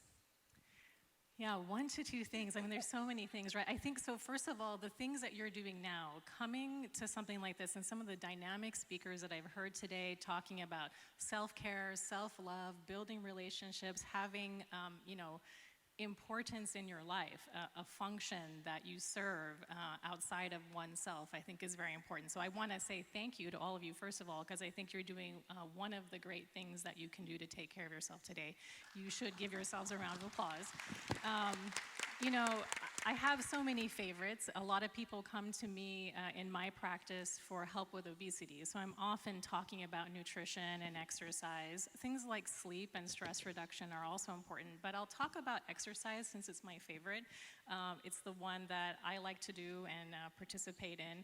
And I feel that exercise has so many benefits outside of the things that people come to me for, like weight, right? So we're talking about stress reduction. It's a great way to be able to do that.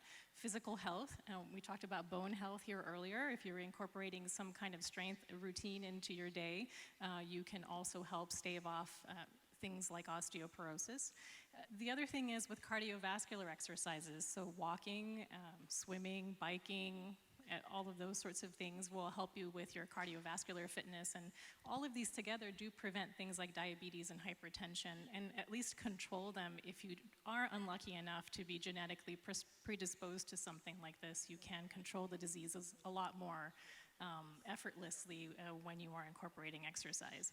So I do recommend everybody get some movement in their day, and it's about finding the thing that you like, because what I like might be different than what Ruth likes, and how am I gonna tell you, oh no, you've gotta hike Kilimanjaro by next month, because that's just not cutting it with the exercise you're doing, right? It's really about finding that thing I like. Do I want to do it as kind of a solitary Zen hike? This is my meditation and way I do stress relief? Or is it more about I build relationships and I'm in a team and I like that boot camp and the sweatiness that comes from that? And then again, we have to think about our physical limitations, right? Not everyone can do a boot camp. So how can I still raise my heart rate, get a little sweat on, feel good afterwards, that I did something good for my body? That's, if you were going to start somewhere, where I would start. Thank you. Excellent. Aren't they wonderful? Great, great information this morning. Okay, I'm going to bring up a hot topic, and Dr. Mean's going to love this topic, nail salons. And are they safe? What can we do as women when we go to them to protect ourselves? So take it away. That's a question I get asked often. So nail salons, I want everybody to recall 20, 30 years ago, did you go to nail salons regularly? No, and because it was cost prohibitive, right? And so now they've become very inexpensive. Well, in order to make them very inexpensive, they've got to cut some kind of corners. And corners are being cut, not everywhere, but most of the places. And they're actually breaking the law, so it's not good. So what I'm seeing more and more of is younger and younger men and women developing fungal infections of the skin, of the toenails, warts. Sometimes I see lots of warts on the bottom of the foot. And when I question them about, the salon, oh yeah, I was at the nail salon 2 weeks ago, and after that is when I got these warts. So I'll explain step by step what to do to have a safe nail salon experience. Number one, and I brought a visual actually, that's what's in my red bag. I want to show you all something, a new trick that they're doing at the nail salons. Number one, never soak in those chairs unless there's a liner, and make sure you've seen them change that liner. It takes 20 minutes of contact with the germicide to kill fungal spores. Fungal spores are the dormant portion of the fungus that then later, grows on you. So 20 minutes, and they're not doing that. They kind of swish the bowl around and then next. So that's number one. Number two, buy your own equipment, your tools, okay? Most of the places are not sterilizing, and I'm going to show you a visual because a lot of the women come in and say, no, they open that bag. Well, I brought the bag. Okay? So in my office, we sterilize as well. So when you sterilize, steam sterilization is about 400 or 450 degrees, okay? It sits in there for about an hour. So this is the bag that they show you, right? The tools are in. And they look pretty immaculate. Well, what does paper and plastic look like if it's gone through steam sterilization? Should be kind of crinkly looking, right? Wouldn't you think, when it goes through steam? So you want to make sure that the bag they're opening is crinkly and not beautiful and perfect, okay? Buy your own tools. Don't let them use the scrubby thing on you either. They're supposed to throw that away. That's where women are getting fungus and warts from, because they've just scrubbed somebody else's foot, and maybe they've dipped it in something, and now they're using it on you. And they don't know the difference between a callus or a wart, so you need to be careful. I've seen women full of warts on the bottom of their foot, okay, from that. Nail polish, I've done a lot of research on nail polish. It is safe. It's okay to share. I personally take my own polish because, there's women with nails that are half an inch thick, and I don't want that polish on my toenails. But it is supposed to be safe. You never want them to dig into your corners. It is illegal. They are not legally allowed to be digging into the corners either. So make sure if you have chronic ingrown toenails, go see a podiatrist. It's really a relatively simple fix in the office, so you don't have to suffer with that over and over, because you should not be. I get a lot of infections. Another thing is your cuticles. Please don't let them cut your cuticles. The purpose for the cuticles is to prevent bacteria and other organisms from getting inside your body. It is a layer, that's a protective layer. Instead, there's nail and cuticle oils that work. My favorite is by OPI. It's called Pro Care by OPI Nail and Cuticle Oil. It's fabulous. Your cuticles will look amazing. It works on the fingers as well. Have them push back your cuticles, but never cut the cuticles, because you do risk infection, and it's a great way for fungus to get in as well. Okay? Thank you. Good advice. Good advice. Really great advice. Okay. Dr. Stevenson, okay. How often should we get a physical exam, breast exam, and a pap test?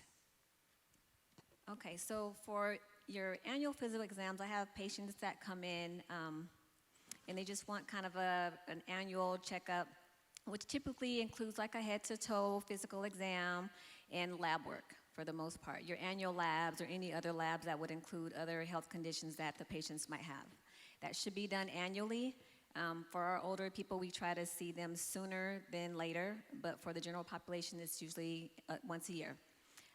For your breast exams, when the patients typically come in to do their well-woman exams or their pap smears, we'll do a breast exam, what we call clinical breast exams.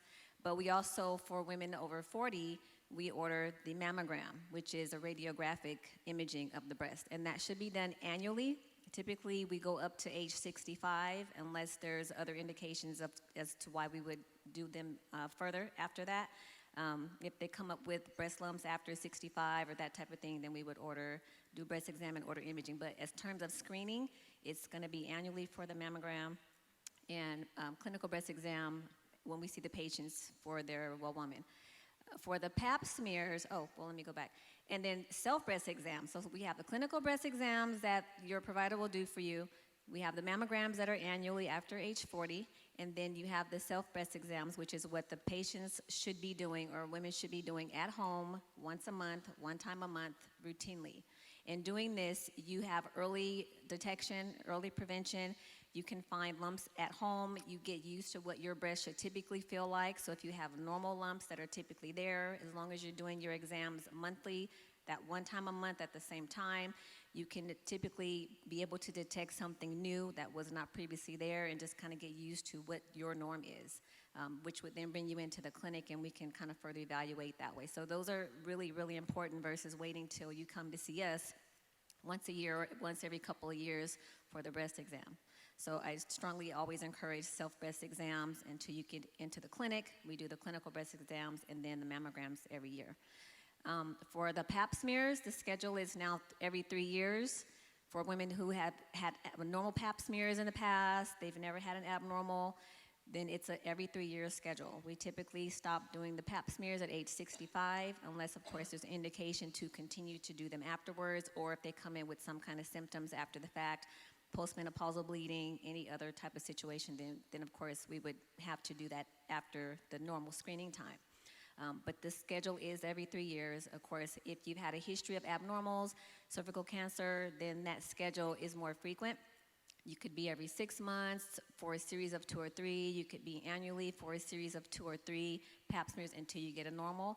So it depends on the health condition of each woman, but the typical pap smear schedule is every 3 years. Thank you for that. As a preventative health care organization, make sure that when you go to your clinic and they're reminding you about the screenings, to make sure that you do them, because we are asking for a purpose.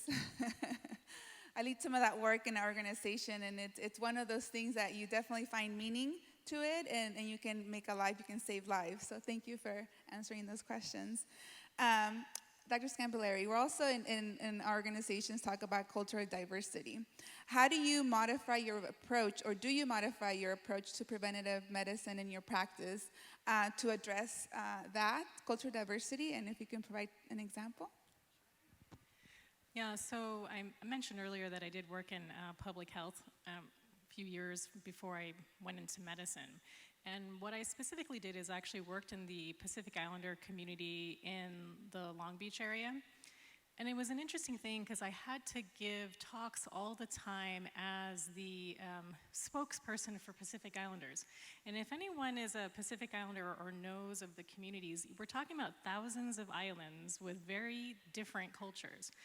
And, you know, coming from one, you sort of think about, well, this is how I grew up and the way things are. And I think everyone sort of comes from that thinking when you grow up. But as you expand out and learn about other communities, you realize, you know, there's a little more to this. And then having to actually give talks on cultural, you know, awareness, sensitivity, whatever the PC term was at the time, because it's gone through many iterations of what we call that. Essentially, it's about learning where someone else comes from, right? And I think that in order to be successful in my advice to someone regarding whether it's screenings or nutrition, even exercise, I have to know what is this person's values in front of me? What are the things they like, even down to, because of the obesity work that I do, and this is the example I'll give, nutrition, right? So I'd like to tell everybody, eat lots of vegetables, make sure you don't eat a whole lot of food, put in quinoa or whatever the greatest food that I like is, right? But if I were to tell someone who has had Spam and rice for their entire life, 6 times a week, are they going to then become vegan? No, right? And so I have to kind of understand what is it that you eat? What is it that means to you? How is food used in your culture and your family? Because even within the same culture, there is diversity within that same group between family to family. And then you can get to, okay, let's think of a plan. How can I add more vegetables into your day? What are some of the things that you do like and celebrate with? And then maybe some of these other foods are the sometime food, the weekend brunch kind of food versus your everyday nutrition. So I think little changes based on where the person comes from is the only way to really make any change. Sound advice, I like that. Spam and rice. That's how I grew up. Interesting combination. And Spam's popular now. I see it on TV. Anyway, so probably one more question for our doctors, and we'll go back to you, Dr. Mean. And you mentioned this early on about orthotics. So tell us a little bit more about orthotics, and when does somebody know that maybe they need to see you and orthotics could play a part? Okay. So first of all, an orthotic is a custom-made insert that goes in your shoes, okay? What they sell over the counter, you know, the famous Dr. Scholl's, those are just insoles. So they're padding, they're cushioning. So when do you know when you need an orthotic? Well, somebody who stands a lot and has a lot of pain at work. Perhaps you have an arthritis of some type. You're a diabetic and you need extra support. Maybe you're super flat-footed or you're super high-arched. Maybe you're an athlete and your foot hurts because, you know, you're playing tennis. Somebody had mentioned they were playing tennis and their foot hurts. So you can always try an over-the-counter insert first with, you know, a better shoe. Do a little research on what type of shoe you need and over-the-counter. If that over-the-counter insert is not working, that is the time you need a custom device. Now, I'm huge on exercise as well as far as foot strengthening. Nobody ever thinks about strengthening their feet. Our feet are strong when we're young because we run around barefoot and, you know, play. And as we age, we kind of forget about our feet and our lower leg muscles. So I do a lot of strengthening, and oftentimes that works. But sometimes you just need the custom orthotic. The other thing could be painful, you know, bunions, hammer toes, calluses. A lot of the calluses on the bottom of the foot, if an over-the-counter insert does not work, a custom-made can. And so what is an orthotic? It's usually a plastic composite. In my office, we do a 3D scan of your foot. I send that into the lab with a prescription, depending on your pathology. If you have calluses on the bottom of the foot, those can actually be offloaded. And what does that mean? We actually do an accommodation within the device to decrease the pressure on that callus. And so you will see your calluses slow down in their buildup, and you'll have no pain at the area of the callus. It's quite remarkable. So that's when the over-the-counters don't work, then come in and get your custom orthotic. And by the way, these custom orthotics are not kind of cookie cutter. Like what I would have is not what Linda would have or you would have. They are all pathology specific. So if you have heel pain, the orthotic is modified for that. If you have tendonitis in your arch, it's modified for that. If you have high arches, you would have a completely different device. So they're not just, you know, one for all. Thank you. Great question, too. So now we're going to go back to Dr. Stevenson with a COVID-19 vaccine question. Is it safe for pregnant women to get the COVID-19 vaccine? And then can you get the flu and the COVID-19 vaccine at the same time? So based on the CDC recommendations, the COVID vaccine right now is, according to what's been currently researched in the clinical trials, it is safe for pregnant women at this time. They're still doing more clinical trials and more research to look at the safety and efficacy per trimester, the risk factors, if it makes a difference whether you get it in first trimester versus second or third, but those are still going. So currently they're recommending the COVID vaccine for pregnancy through any trimester for pregnant women. And then as those studies kind of come out, I'm sure we'll learn more about the efficacy at different times of the pregnancy and the potential risk factors. There are some fears with some women with first trimester getting COVID or the vaccine causing miscarriage or those types of things, and they have not found that to be valid at this time. So they are recommending that women do get the COVID vaccine regardless of timing of where they are in their pregnancy stages. And yes, you can get the COVID vaccine and the flu shot simultaneously. There's no timing delays between one or the other. So whether you get it the same day, or days after, weeks after, it's okay to get them. At some point, I'm sure there's going to be a combo where the COVID vaccine is integrated into the flu vaccine annually. I'm sure they're working on that. But right now, it's okay. There's no additional risk factors that they found getting them at the same time. Well, thank you. And we have one more question, Dr. Scambilleri. Is it okay to cleanse your body from time to time? So there's a lot of different cleanses out there that people will purchase. For example, you'll take a bunch of pills that will help you eliminate stool and maybe make you pee a whole lot. Probably not, I'll just say not necessary.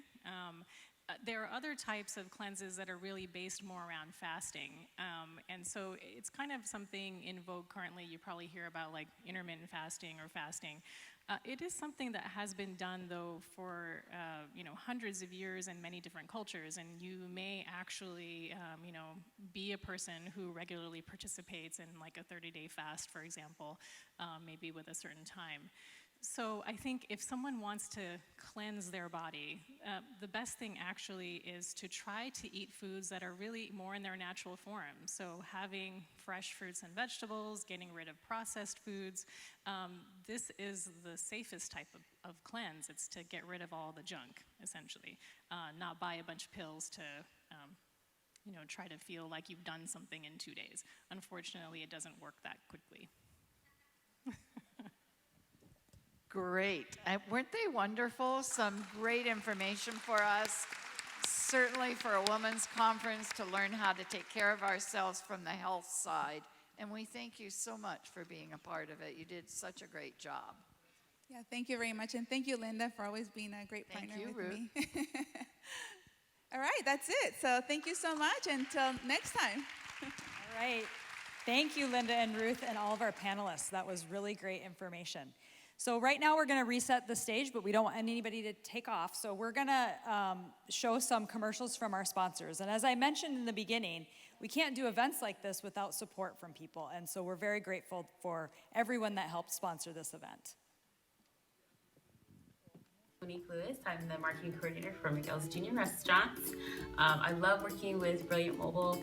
I love using the database to send out text messages, to advertise new store openings and product launches, and just really finding those raving fans that we have and just giving them free stuff. So, and I love working with Mary. She's awesome. Thank you.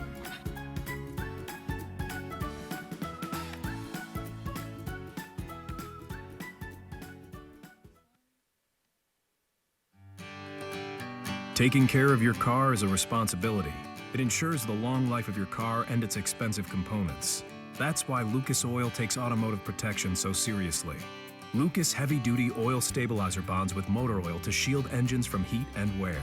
So take pride in caring for your car and pass that pride and knowledge to the next generation for years of smooth, reliable driving on the long road ahead.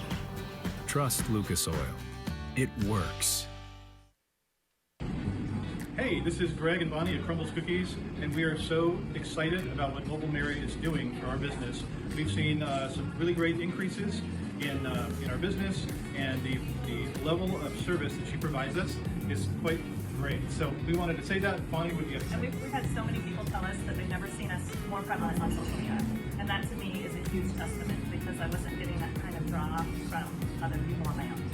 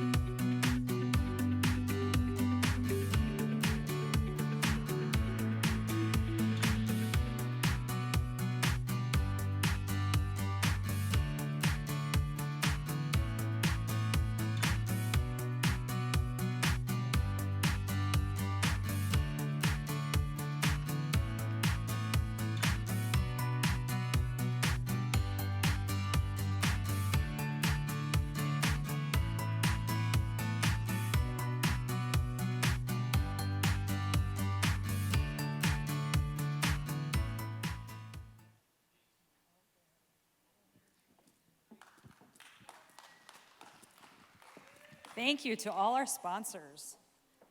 All right, now I have the pleasure of introducing Emily Falappino, and her word is inspire. Emily is the president and CEO for the Greater Coachella Valley Chamber of Commerce, a regional organization dedicated to economic development, legislative advocacy, and community development concerns. Emily is a seasoned C-suite executive with a resume of building and scaling both for-profit and nonprofit companies. However, her chief interest and mantra is to make every person and every place she encounters better because of her presence and contributions. Emily holds her MBA and serves on a wide variety of boards and committees, but touts her unconventional journey as a person and professional as her most important attributes. In Emily's own words, her bio begins with brokenness and ends with wholeness. As a mother, friend, sister, leader, and professional, she is a woman of impact and influence. Please welcome Emily Falappino.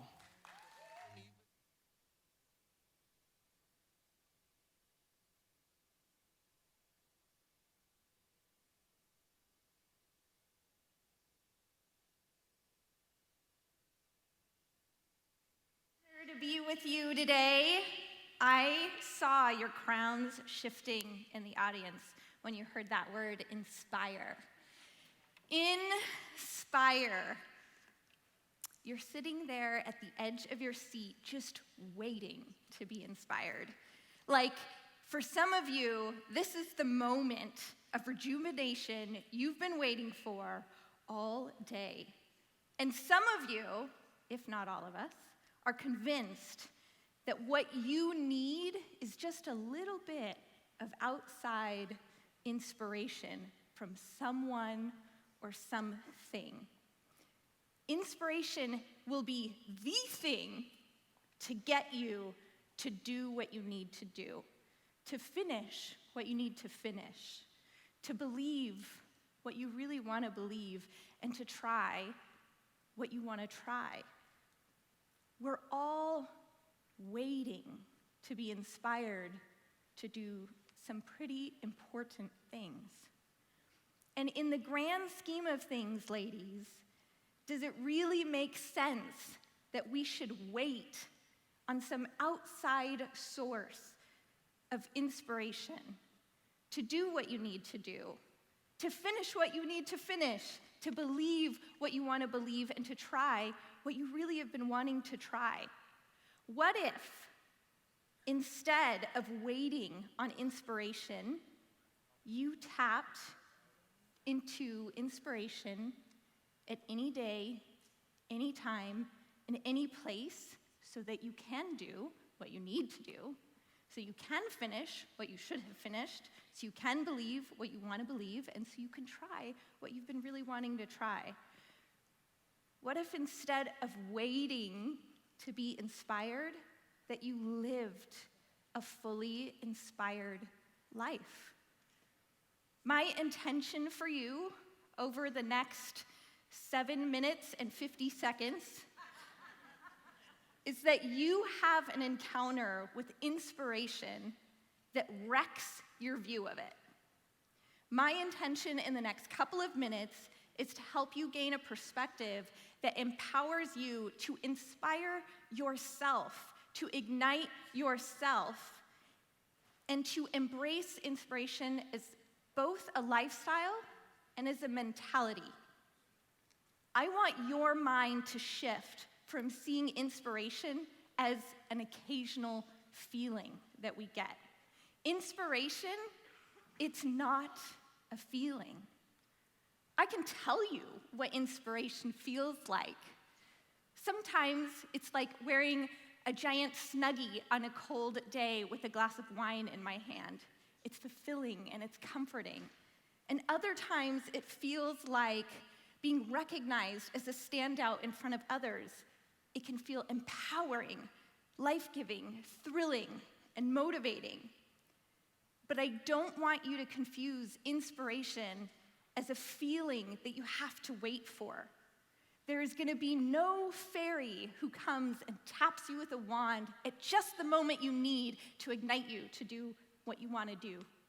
There's not a bug that's going to bite you with inspiration. We have to get ourselves out of the cycle of waiting to be inspired. And I know you know what I'm talking about. I find myself in the same trap all the time. Oh, I just need a little bit of inspiration to do what I need to do. Oh, I'm just not feeling inspired to do it yet. That funk, we've got to get out of that habit cycle. So we're going to focus on the word inspire. It's an action word. There are only a few ways that you can use the word inspire in a sentence. You can inspire me. I can inspire you. She can inspire her. Her can inspire she. It's a verb. In its simplest form, inspire is about cause and effect. This should not be confused at all with motivation. We tend to tangle up the words inspiration and motivation a lot. Both are feel-good words. Motivation is rooted in momentum, and momentum occurs with action. Inspiration, in its root Latin form, is broken into two words: into and breathe. How many of you were surprised to hear that? I was. I did not expect that when I researched it. The root of inspiration is to breathe into. It's life-giving. It's a state of mind. It's also an intention. And I hope and I want for you that it's your state of being. Oh, I don't like this Emily girl. I expected her to come on stage. She was going to say the magic word. She was going to whip out that wand. And I was going to feel so inspired. And I was going to go back and conquer my day.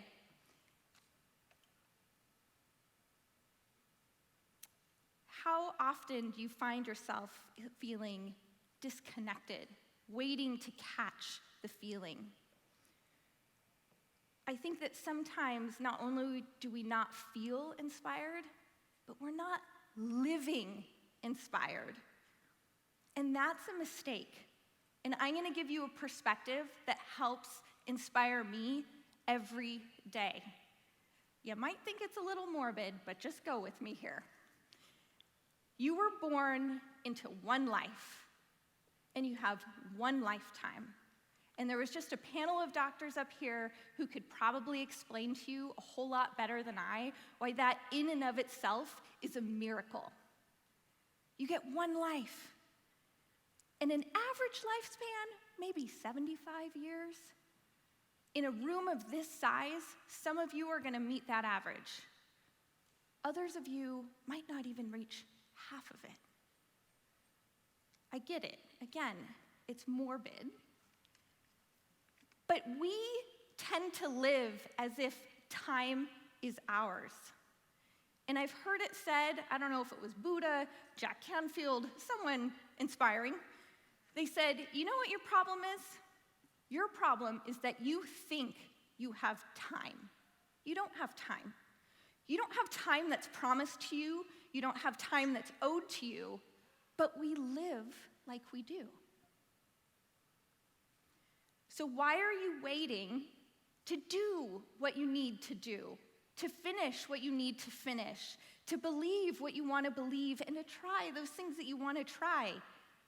You cannot wait to be inspired by something arbitrary that's like depending on luck or good fortune. That's just never a good plan, ladies. Inspiration is a state of mind. You can be in an inspired state, and you can embrace it as a lifestyle. So how do we get there? I'll share a couple of my practical tips. For me, when I'm not feeling inspired and I need to fix it right here, I use affirming words.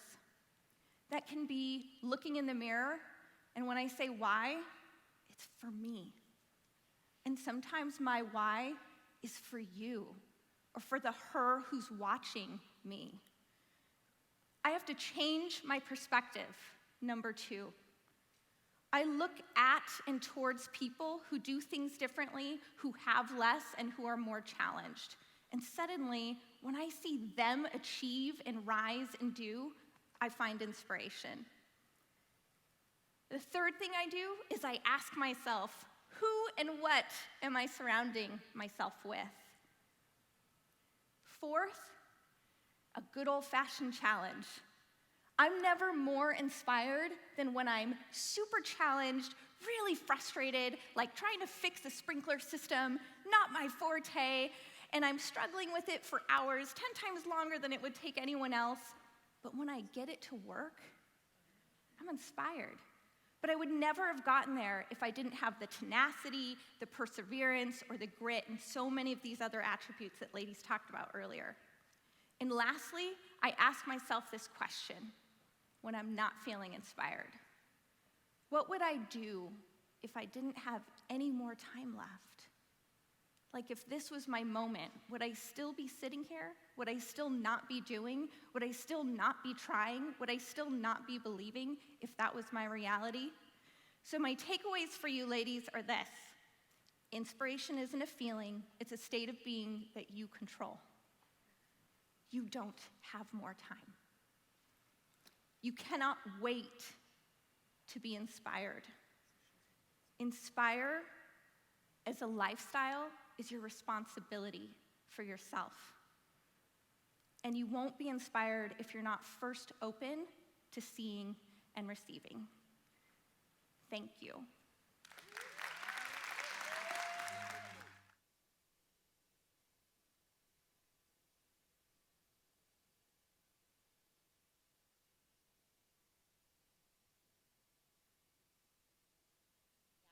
Enthralled, I kept sitting down. Thank you so much. Now I get the extreme honor to introduce, another I word, thank you, the beautiful Jan Steiner, and her word is reimagine. Jan Steiner is a motivational keynote speaker, an entrepreneur, a business consultant, and a writer with a warrior's mind. As the former CEO of Thoreau Packaging, and they make the boxes for C's, by the way. Okay, Jan created innovative packaging to help brands stand out. She scaled the company from $1 million to just under $40 million in revenue. Wow, proving you can turn your power as a woman into a purposeful profit. Jan was the recipient of the Spirit of Entrepreneur Award, receiving the Printing Industry of America Southern California's Executive of the Year Award, and has been inducted into the Ben Franklin Honor Society. Jan has spent most of her career advising people on their entrepreneurial journey, and today, with the spark of her vision, Jan speaks and leads other driven women by sharing her core principles of success and business passion. Put your hands together for Jan Steiner.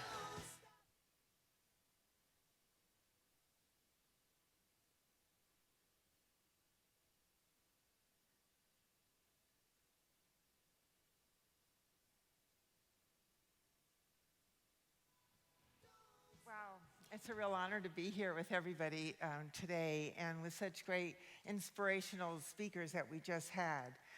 I was very fortunate to take over my dad's company. I didn't always think it was very fortunate.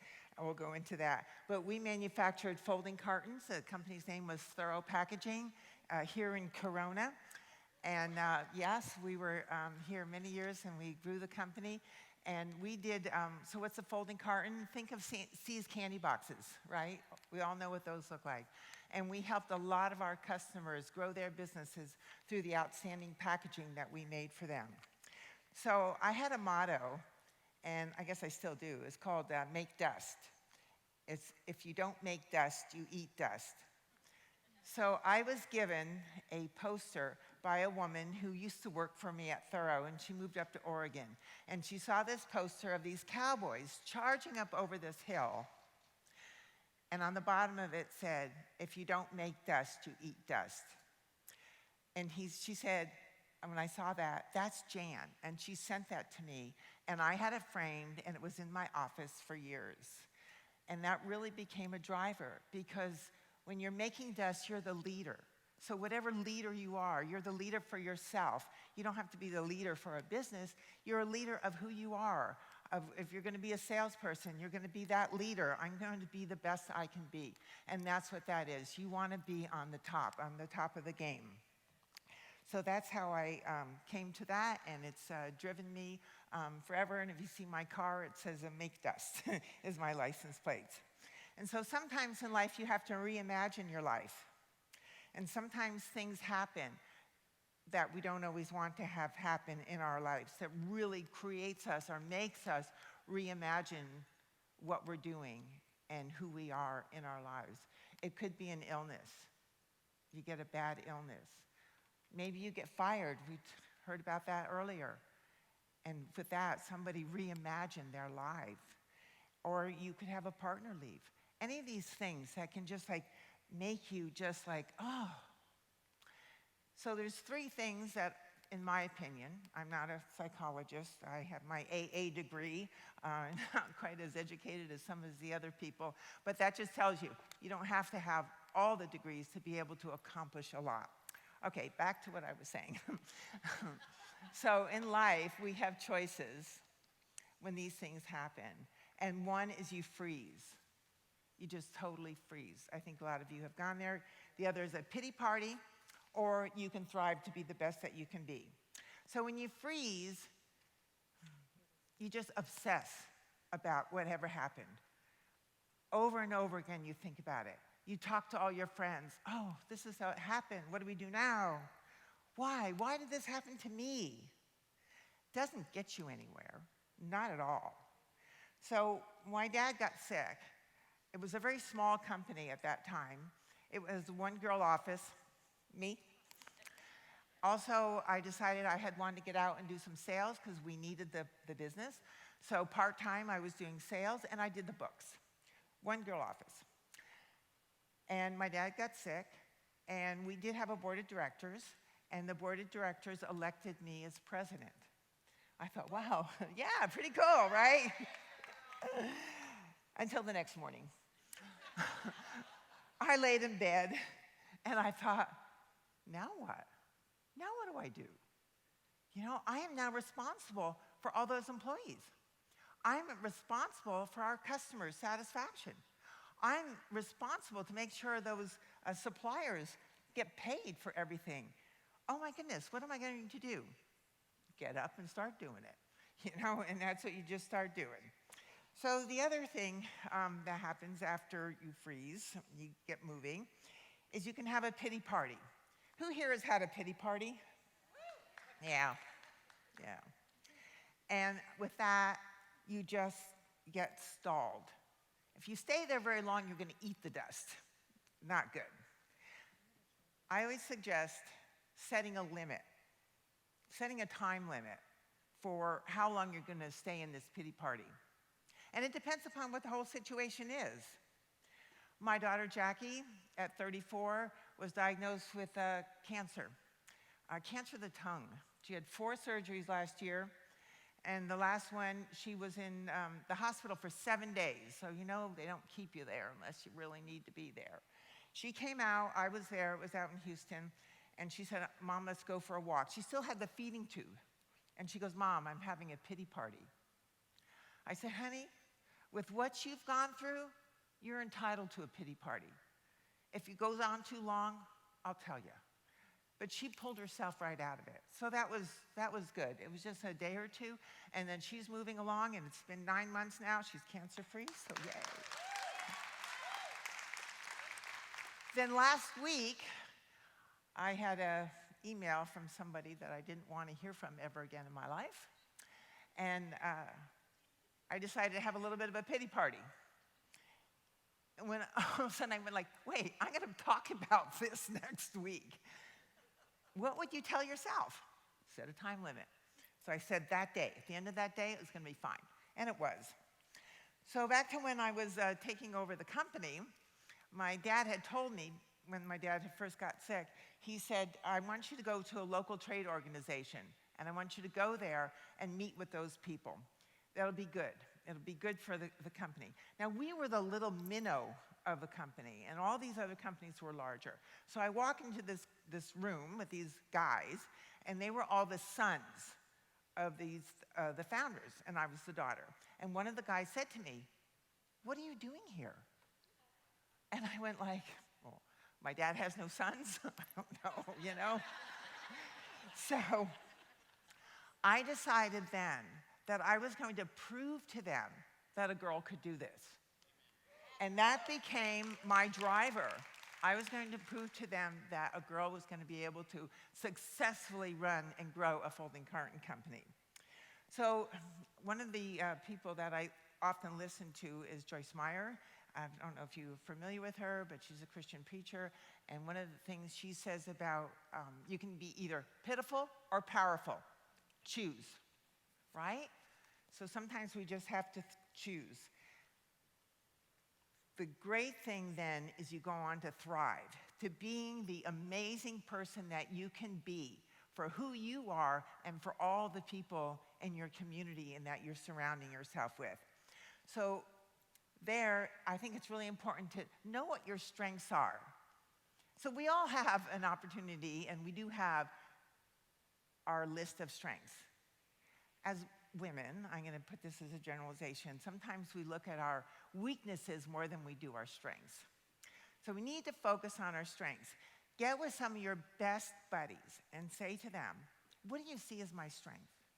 List these things down. Pick the 3 to 5 that you really want to focus on. They say, like in the baseball team, a pitcher doesn't try to become a catcher. He wants to become the best pitcher he can be. So we take our strengths and grow them to be the best that we can be as people. So go and take the list of 3 to 5. Get some fancy Post-its. 3M makes those wonderful Post-its, one of our sponsors today.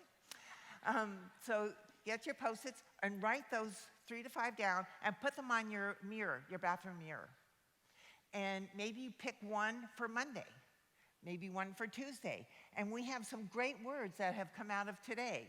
You know, resilient, grit, tenacity, dedication, courageous, compassionate, a positive person, optimistic, persistent. Any of those that are you, go and focus on it, because that's how you can help recreate yourself and be the best you that you can be. Is it scary? Yes. So sometimes when things get scary and you put yourself into a different environment that you're not usually into, like you want to do something, but it's maybe your first time doing public speaking, I always say you have to take the courage pill. So one of the other things when I took over the company, after I'd been there a while, I wanted to go to a large trade organization conference. And these are where the big guys are. I mean, their companies are in the millions, hundreds of millions, maybe even $1 billion. And so I went, okay, I want to go there. And I asked these group of guys that were never that nice to me, I said, have you ever been to this? And they said, yeah, but they're not very friendly. And I'm thinking, well, they can't be worse than you guys. So anyway, I decided I was going to go. So what I did first off is I went to one of my favorite stores, Nordstrom's. I went to the sale rack, and I got myself a St. John knit suit. Yeah, you betcha. And I knew I felt really good. And I went there, and I went to, it was a big arena, very similar to this, and it was all men. There was one other woman, and I ran into her in the restroom, and she was from the South. I don't do this very good, but I'll try. Aren't you glad, honey, that I came with my husband, too? I was there with my husband, but I was there because of me, you know. I was there because of me and what I had done at that point. So I learned a lot from that and all the experiences I have. I was able to have a lot of direction, I think, from up above. And I was able to grow the company. I grew the number of employees. I grew our sales. I grew our customer base. I grew the marketplaces that we were in and delighted our customers. And so we can reimagine our lives. And now here I am. I sold the company a couple years ago. I'm 72 years old, and I'm in the process of reimagining my life all over again. So I can do it, and anybody here can do it as well. So remember, you have the choices when you get stuck. You can freeze. You don't want to stay there very long. The pity party, be pitiful or powerful, your choice. Or you can get moving and make dust. So I don't care what type of shoes you have on. cowboy boots, high heels, whatever, we can get out there and kick some dust and make things happen in our lives, right? We can do it. Thank you. Thank you.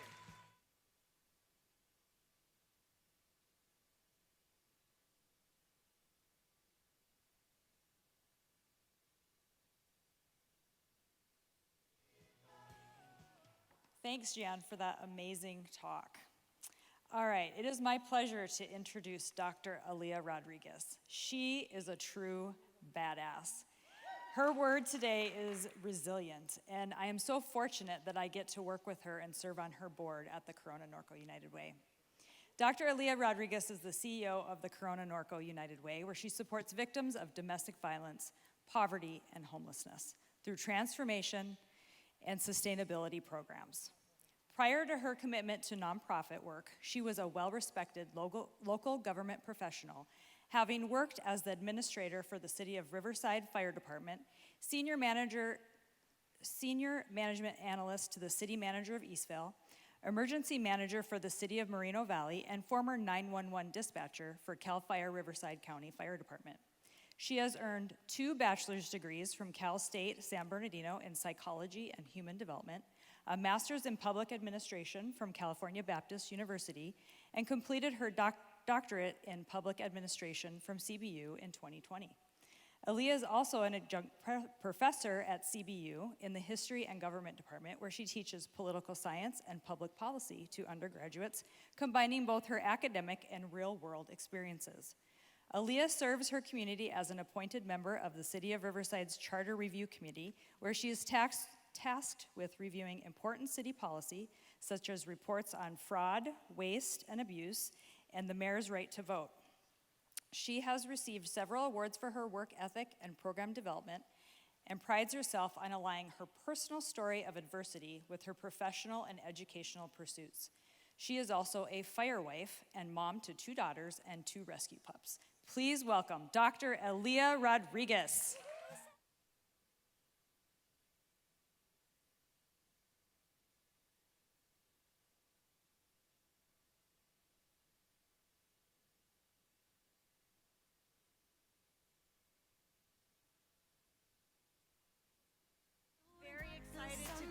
Thank you for putting the song where it started. I have to be honest, I was feeling all, empowered and queen-like. And then my daughter surprised me by coming in from college. And then I got into a weepy mess about 25 minutes ago. So now I feel but I think it happened for a reason. So thank you, my baby, for being here. My word today is going to be talking about resilience. And I want to start by just defining, because I only have a little bit of time to do this. The definition of resilience is the capacity to recover quickly from difficulties. Okay, so the capacity to recover from difficulties, toughness.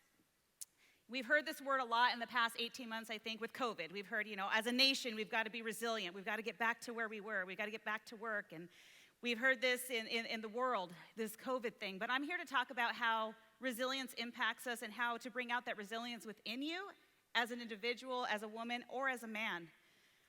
So what does this really mean? It means taking your life circumstances, taking your situations, taking all the things that we've all been through. Everybody has a story here, but taking those things, those situations, and doing something about it and getting back to being better than you were before. That's what resilience means. I'm going to just tell you very, very briefly about a few experiences that I've had in my life and why I feel like I've somewhat earned the right to talk about resilience in some capacity. And I don't want to make this about me, because it really is about trying to inspire all of you women and men. But for me, growing up, and my mom is watching on TV, so Mom, I know you're crying. Growing up, we were raised in the ghetto. We were raised with drugs. We were raised with alcohol. We were raised with domestic violence. We were raised with guns. We were raised with just a myriad of those life's experiences. I got my clothes from trash bags. I didn't go shopping. We dumpster dived, is what my mom used to tell us. We dumpster dived to find things. That's legitimately what we did in the beautiful city of San Bernardino until I moved out when I was 17 years old. That was my life, and that's what I knew. So believe me when I tell you, I do know about adversity, and I do know about resilience. My team is here today, and they can tell you every day it's my computer that breaks. It's me that forgets the key and can't get into my building.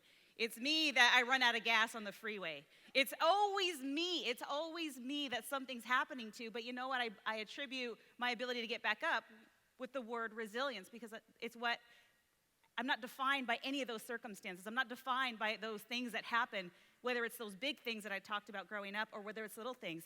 It took me 3 tries to get into college. I was told no 3 different times. That's why my education's important to me, because they said, you're not good enough. That doesn't hurt. It doesn't feel good, right? I was told in high school, nobody wants a C average anything. Well, I don't blame you, but I mean, I have a good heart. Does that count for anything? And they're like, no, if you don't have the grades, we have no way to gauge it. Okay, fine. That's okay. So that was a little bit of me growing up. And so you realize I have had to live resilient. But some of these stories I think are relatable to you. I think you've all had to deal with something. Being a single parent, being a single mom, being told no when you didn't get the job, right? Having your heart broken, being a victim of domestic violence or some kind of abuse. Whatever the case may be, everybody in here has some kind of story that they've had to overcome. But were you able to recover quickly from that? Or did you let those instances and those circumstances define who you are? So what I want to tell you is 4 steps that I believe in, that I use all the time as a domestic violence advocate here locally in the northwest part of Riverside County, Corona, Norco, and Eastville, that we talk to our victims of domestic violence all the time about.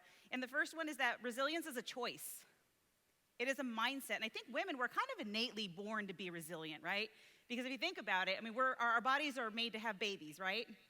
And our bodies, we have our babies and we go back to normal. We go back and return back to our normal state. Well, I mean, maybe not exactly where we were before, but we kind of return to somewhat of a normal state. I can't be blaming baby weight 18 years later. I know this, it's okay. But it's okay, we're kind of built that way. But you have to be willing to put in the work. You have to be able to take whatever your circumstance was and say, you know what, I acknowledge it, but I want to be resilient. I want to bounce back from this. And I think there's a lot of folks, at least that I know, that want to just sit in this like cold bath of pity, just like it was talked about before.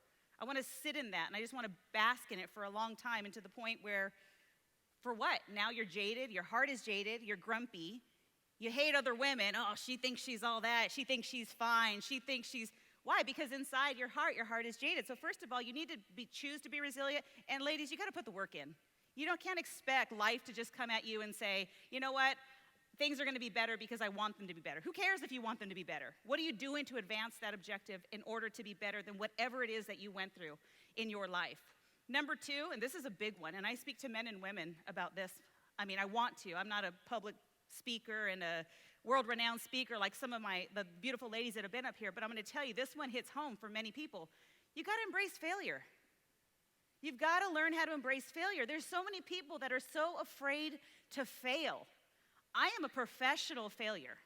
Literally, my husband's here. He can tell you how many times I've come home, I didn't get the job, they didn't like me, they didn't want me, I wasn't their person, it really sucks, how come not me? And I have to lean into like, well, what was it really? I don't know, but I got to embrace that and see it as an opportunity for me to say, well, maybe that wasn't my path, maybe that wasn't my path today. Take that failure, don't be afraid of it. See it for the opportunity that it is. And I know you hear that like cliches and those Pinterest posts and all that, and embrace failure, it's opportunity. It's actually real. And when I do anything in my life, even coming up on this stage here today, I know there's a 50-50 chance I could fail. I could literally poo the bed here today. But you know what? I'm not going to, and if I do, I'll learn from it next time, and it's completely acceptable, right? Because I'm sharing with you, and maybe you'll take a little bit away from it, I don't know. So you got to embrace that failure. It's necessary. It also makes you really relatable. The last thing I like to do is talk to people that have had the perfect life and have never been through anything. I can't relate.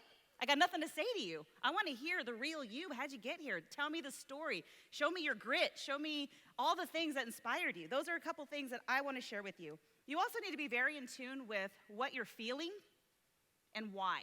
Why are you really feeling that way? I'm afraid of failure. Why? Who cares? I mean, is there like a mass media, like social media campaign that's going to advertise your failure? Is it going to be on the news? Is it going to be in a newspaper? Like what's really, it's fear typically, right? You're just fear of what though? So what, you failed. 9 times out of 10, people don't even care because they're too busy living their own lives, or they're on social media or TikTok or whatever it is that they're doing these days, right? That's what they're doing.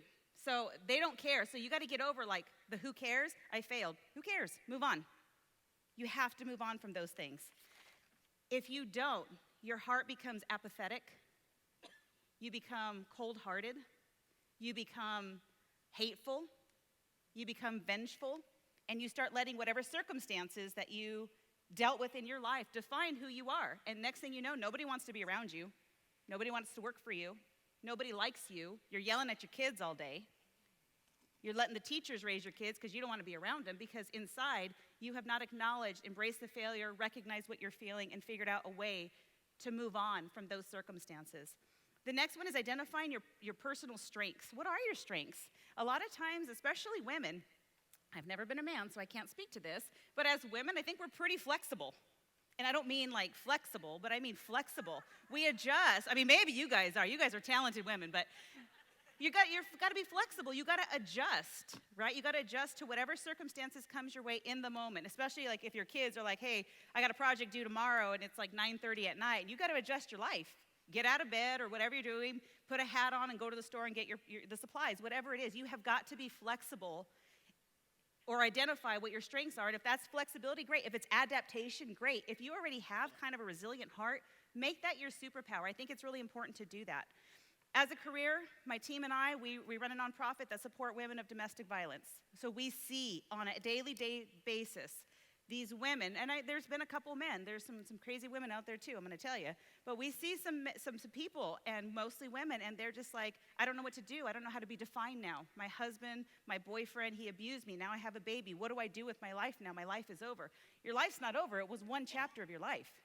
Let us help you one-on-one and tell you all the different things and the tools that you need. Sometimes you don't need therapy. You just need someone to listen. You just need someone to give you the actual tools, not... You got to figure it out. Well, what does that mean exactly? Well, you got to set boundaries, right? You got to do all these different things to understand how not to be in that situation again, because you never know what your path is going to be on. And I want to leave you with this one thing that a coworker shared with me. I thought it was so prevalent. It's a poem by Antonio Pereira, and it's called The Stone, and it kind of plays off of what one of my partners over here talked about with her rock analogy, right? So there's a stone. And the poem says that the distracted one will trip over it. The violent one will use it as a projectile to hurt people. The tired one will use it as a place to sit and rest. The child will use it as a toy, slingshot, whatever it might be. And David used it to defeat Goliath. If you know that story, and it doesn't matter your affiliation religiously, this man used a single stone to defeat this beast that was unsurmountable. And so the point of the story is in all cases, the difference is not the stone. The difference is the person. And you have got to take advantage of your own growth through being resilient and not becoming a victim to your circumstances. Thank you so much for having me today.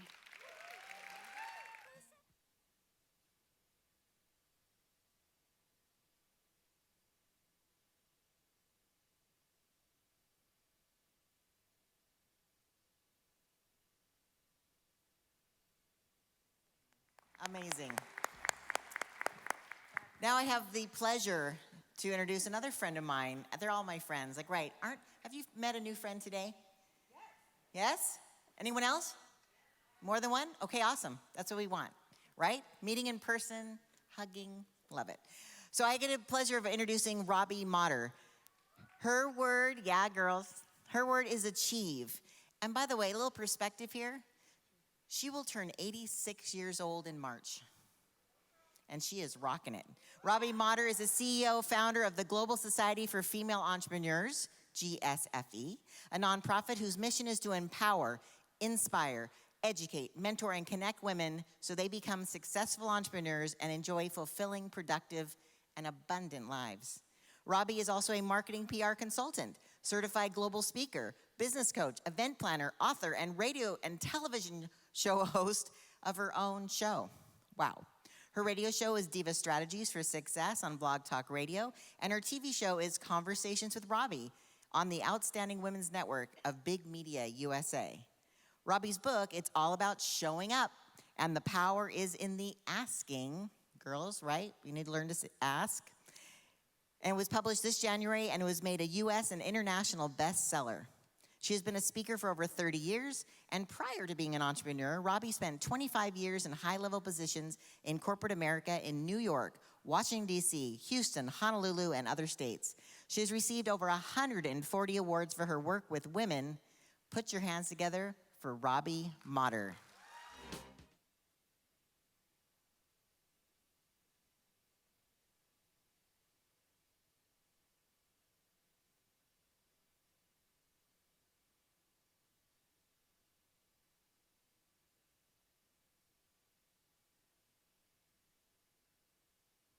I'm every woman, just like everyone sitting in the audience, striving every day to achieve. I love the word achieve, as it has so many possibilities for success. I took each letter that meant something to me and came up with my own words. So A to me is action. I took action when I decided to write my book. It's all about showing up and the powers in the asking. The book was published January 2021 with 46 co-authors, and it made #1 bestseller the first day and #1 international the second. And major bookstores all over the world have picked up the book. So I'm thrilled about that because the money goes back in to serve women into my nonprofit. I took action with my life. I was raised in 26 foster homes, and at 14, I got on a Greyhound bus because I knew I had to get a job and get on the path of my business life. I looked older, lied about my age, dressed in a suit, and interviewed with a company in San Francisco and was hired. That company was Levi Strauss. I continued to take everything, every day I would learn and try to learn something new in the office so that I could advance. And I continued to do that in my whole career that took me, as she mentioned, all over. I held many top positions in corporate companies with big staffs, the last one being in New York and then Washington, D.C. But something changed when one day I asked a woman, would she teach me something? And she looked at me and said, I will not teach you or any woman. So you know what? I decided that I would spend the rest of my life helping women. Remember, your past has nothing to do with your future. As to me, obstacles are opportunities waiting to happen. So what are you doing to take action?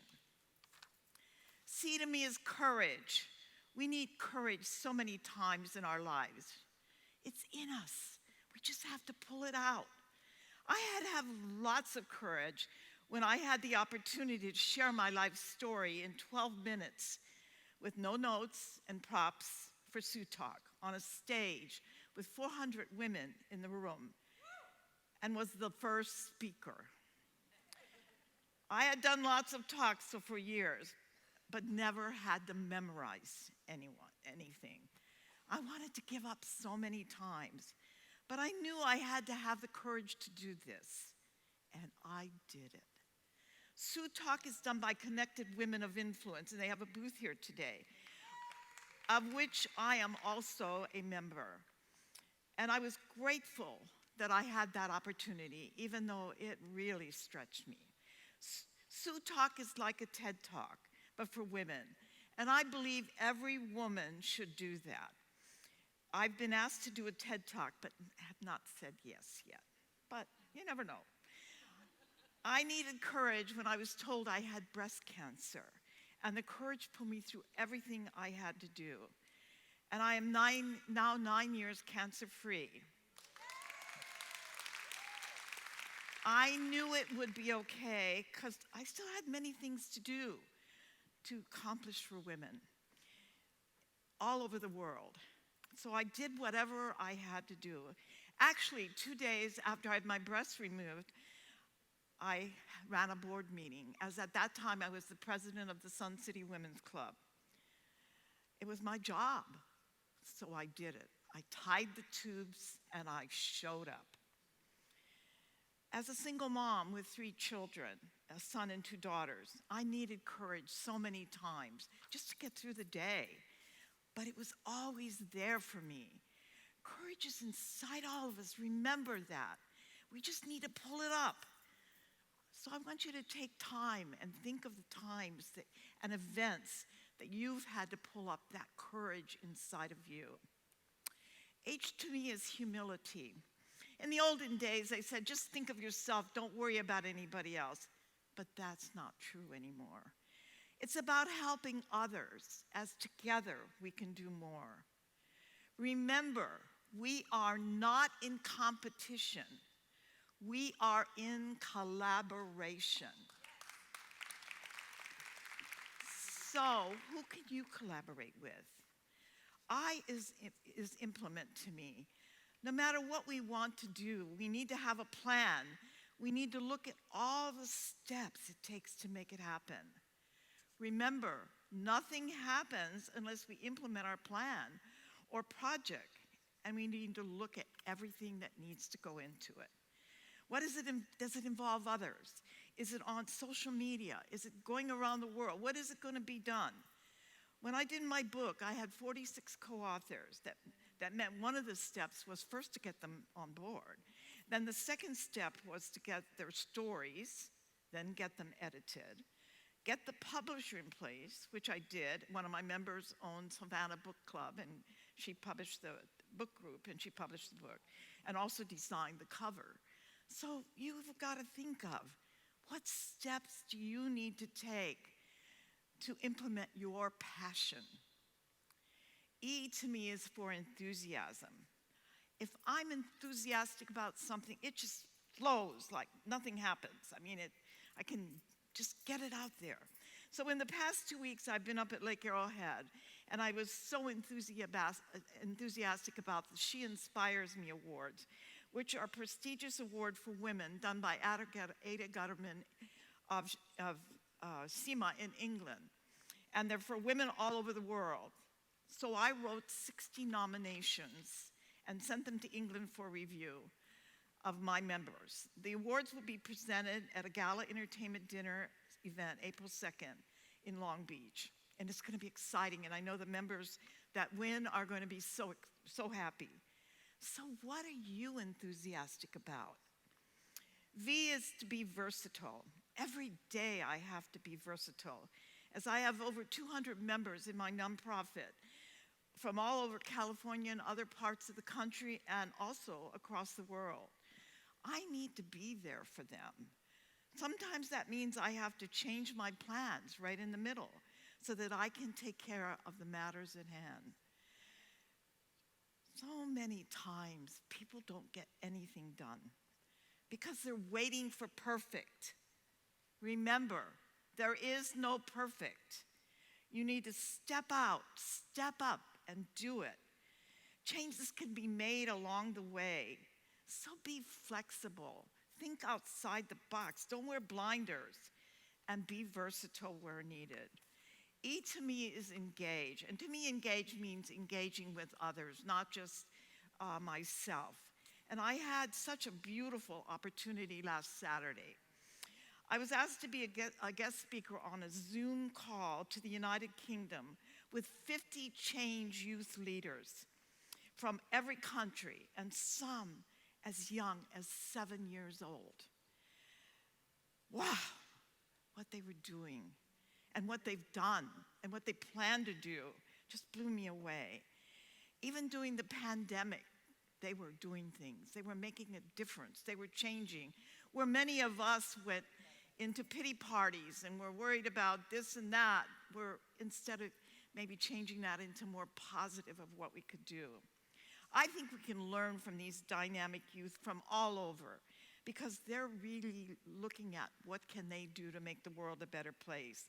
And they weren't even stressed during the pandemic. They were saying, what can I do? How can I change the world? What can I give? They looked at the needs and came up with whatever they had to do in their communities. And what was amazing, it was so diverse of all the things that they were doing. It was also beautiful to see the background because we did it on Zoom and every country had their flag. And it was great to see all the flags of the world coming together. It was truly a fantastic experience for me, and I learned. Because it was so wonderful to see the passion in these youth. And it was also wonderful for the youth because they got to see the passion in the other youth that were on the call. So, again, magic happens when we come together. A great exercise for all of you to do is when you go home tonight or this week, is take the word achieve. Take each letter and come up with a word that means something to you. There are so many great words that you can pick from.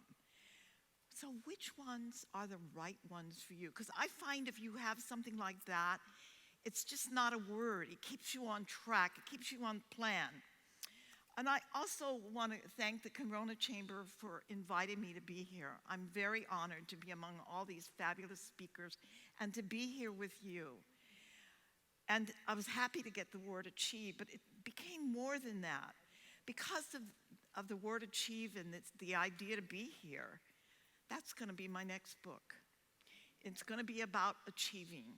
I plan to have it published March 8th, 2022, which is International Women's Day and my 86th birthday.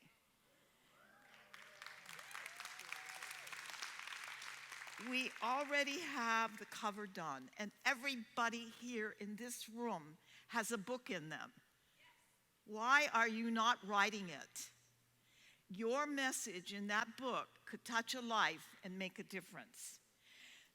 One never knows where an idea will come from. Well, this Corona Chamber Women's Conference sparked that idea for me, and I want to thank them for that. I've been in 27 chapter books, and I've also put a book together but I've never written a book by myself.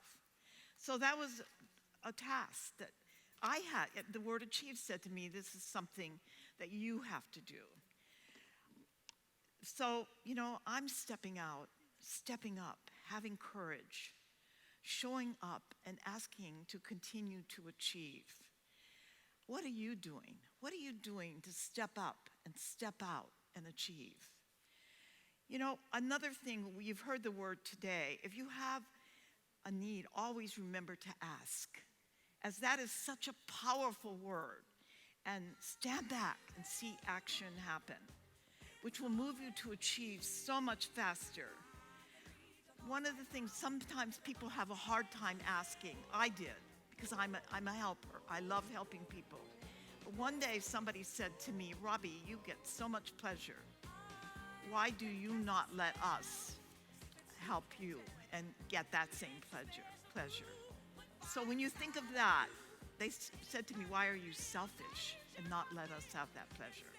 So I want to leave you with, get out, achieve, ask, and you stand back and you will see. You soar to greater heights than you ever imagined. And there's a lot of magic right here today in this event. So talk to people, introduce yourself, and have a fabulous day. Thank you.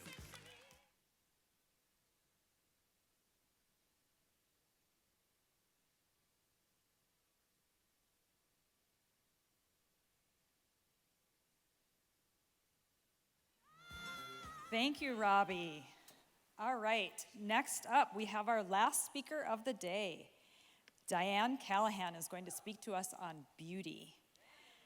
Dianne Callahan is an award-winning public relations professional, nonprofit executive, author, and motivational speaker. She works with corporate, professional, and charitable organizations, cancer support groups, women's conferences, and churches to bring her message of hope and joy to people across the country. Dianne is a guest lecturer to the Osher Lifelong Learning Institute at Fresno State University and works with the UK-based nonprofit Action for Happiness to facilitate their 8-week course, Exploring What Matters. Dianne also serves on the Riverside Educational Enrichment Foundation Board and the Associates of the Redlands Bowl.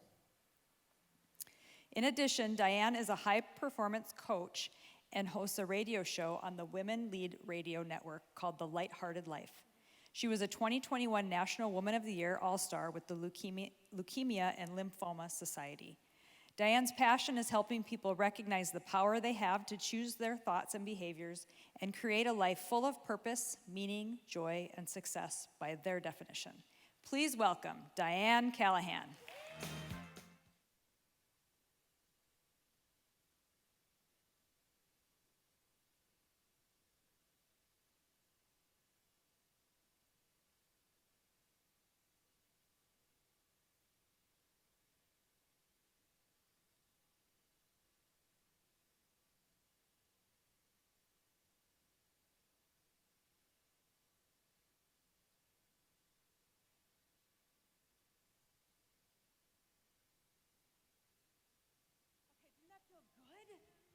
Yeah? Okay. I can't even take the thing off my papers.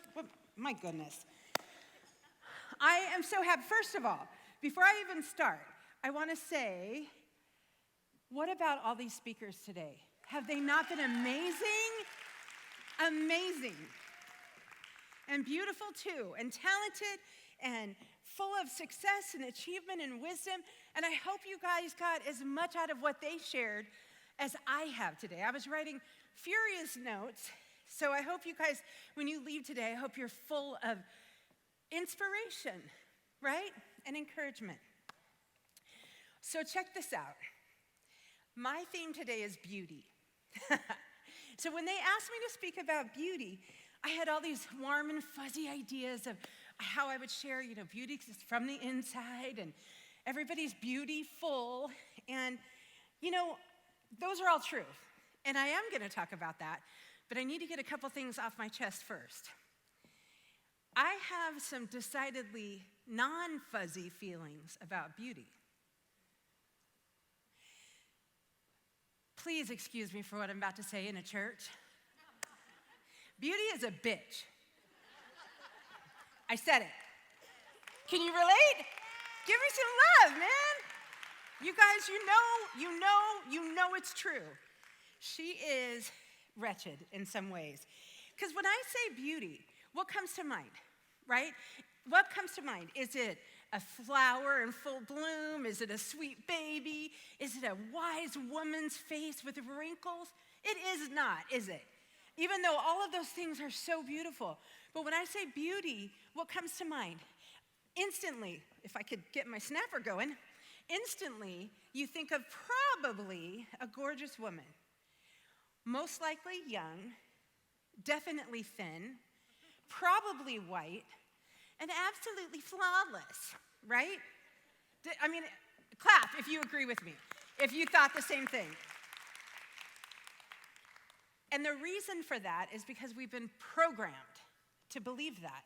We've had those images pounded into our brains all our lives, you guys. For those of us, who's a boomer in this room? Where are my boomers? Yay, woo! I mean, for all of us, we've had those images put into our heads in magazines and billboards and social media, which is newer, and movies and TV, and every single where you look, there's all these beautiful women. And you know who does the pounding of those images? It's the beauty industry, or as I like to call it, the beauty industrial complex, okay? The beauty industry this year alone, 2021, is a $511 billion industry, billion with a B. They have a lot of money, some of it mine, a lot of it yours. It's a huge industry. And the thing is, they have to tell us that we're not beautiful enough, right? Because if they told us anything about how beautiful we really are, we wouldn't spend all the money and buy all the stuff, right? So these images keep coming to us and get pounded in our heads. And it makes me mad. I was all lovey-dovey, ooey-gooey about this topic, and then I woke up Saturday morning. I'd written the talk, and I woke up Saturday morning about 4 o'clock in the morning, and I woke up pissed. Because I was like, no, I have to tell the truth to these women. I can't be up here lying to you, right? I would never lie to you. But I was mad because beauty, you know what she is? Besides what I said already? She's a liar and a thief. She's a liar and a thief. Okay, you guys, I mean, we have so much imagery about beauty that even fruits and vegetables get thrown away if they're not pretty enough, right? They taste the same. So, back to people though. All of those whitewashed, youth-obsessed, airbrushed images are sold to us as the very definition of beauty. So what happens when we don't fit that definition? Who in this room actually feels like you fit that definition? Oh my God, the hands went, no, they didn't go up. They didn't. I mean, that is such a narrow little road, right? Just a narrow definition. And we're told that we're not worthy if we don't fit that definition. And you know who tells it to us the most? Ourselves. Because we've internalized that message. We don't even need the images anymore, do we? To tell us that we're not good enough. We have it in our head. And so she's a thief. This beauty is a thief. And here's how I know. She steals away joy, confidence, happiness, fun, adventure, love, great sex, right? Okay, yeah, we're talking about it. So look, I want to know, how many of us in this room have chosen to miss out on something fabulous, something good, something wonderful, because we didn't feel blank enough, pretty enough, thin enough, whatever, young enough. Oh God, young enough. Don't get me started on that. So I want to know. Raise your hand if you've ever skipped going swimming because you didn't feel like you had a beach body, or you didn't even go to the beach. Raise your hand, come on, right? Oh, look there's a lot of really confident gals in here. Oh, maybe just me. Okay. Raise your hand if you've ever stood in the back for photos, or even better yet, offered to be the photographer because you don't like how you look on the pictures? Okay, you're my people. Okay. How about this? Raise your hand if you've ever written off wearing something, some kind of clothing, shorts, sleeveless tops, stripes, any color but black, because you didn't think you looked good enough. Raise that hand. Anyone? I just got my hair cut. I love my short hair. The gal that does my hair is beautiful. She's young, she's slim, she's beautiful. She's also smart, funny, highly talented. She's a beautiful singer and a wonderful mother. And we were talking about how hot it was this summer. And she said, I finally broke down and ordered a pair of shorts. And I'm like, wait, what?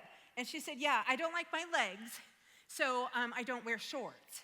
And I'm like, mind blown. I'm like, what? It's like, and we live in Redlands. It's like 110 degrees out there. You don't wear shorts? And she's perfect in every way, okay?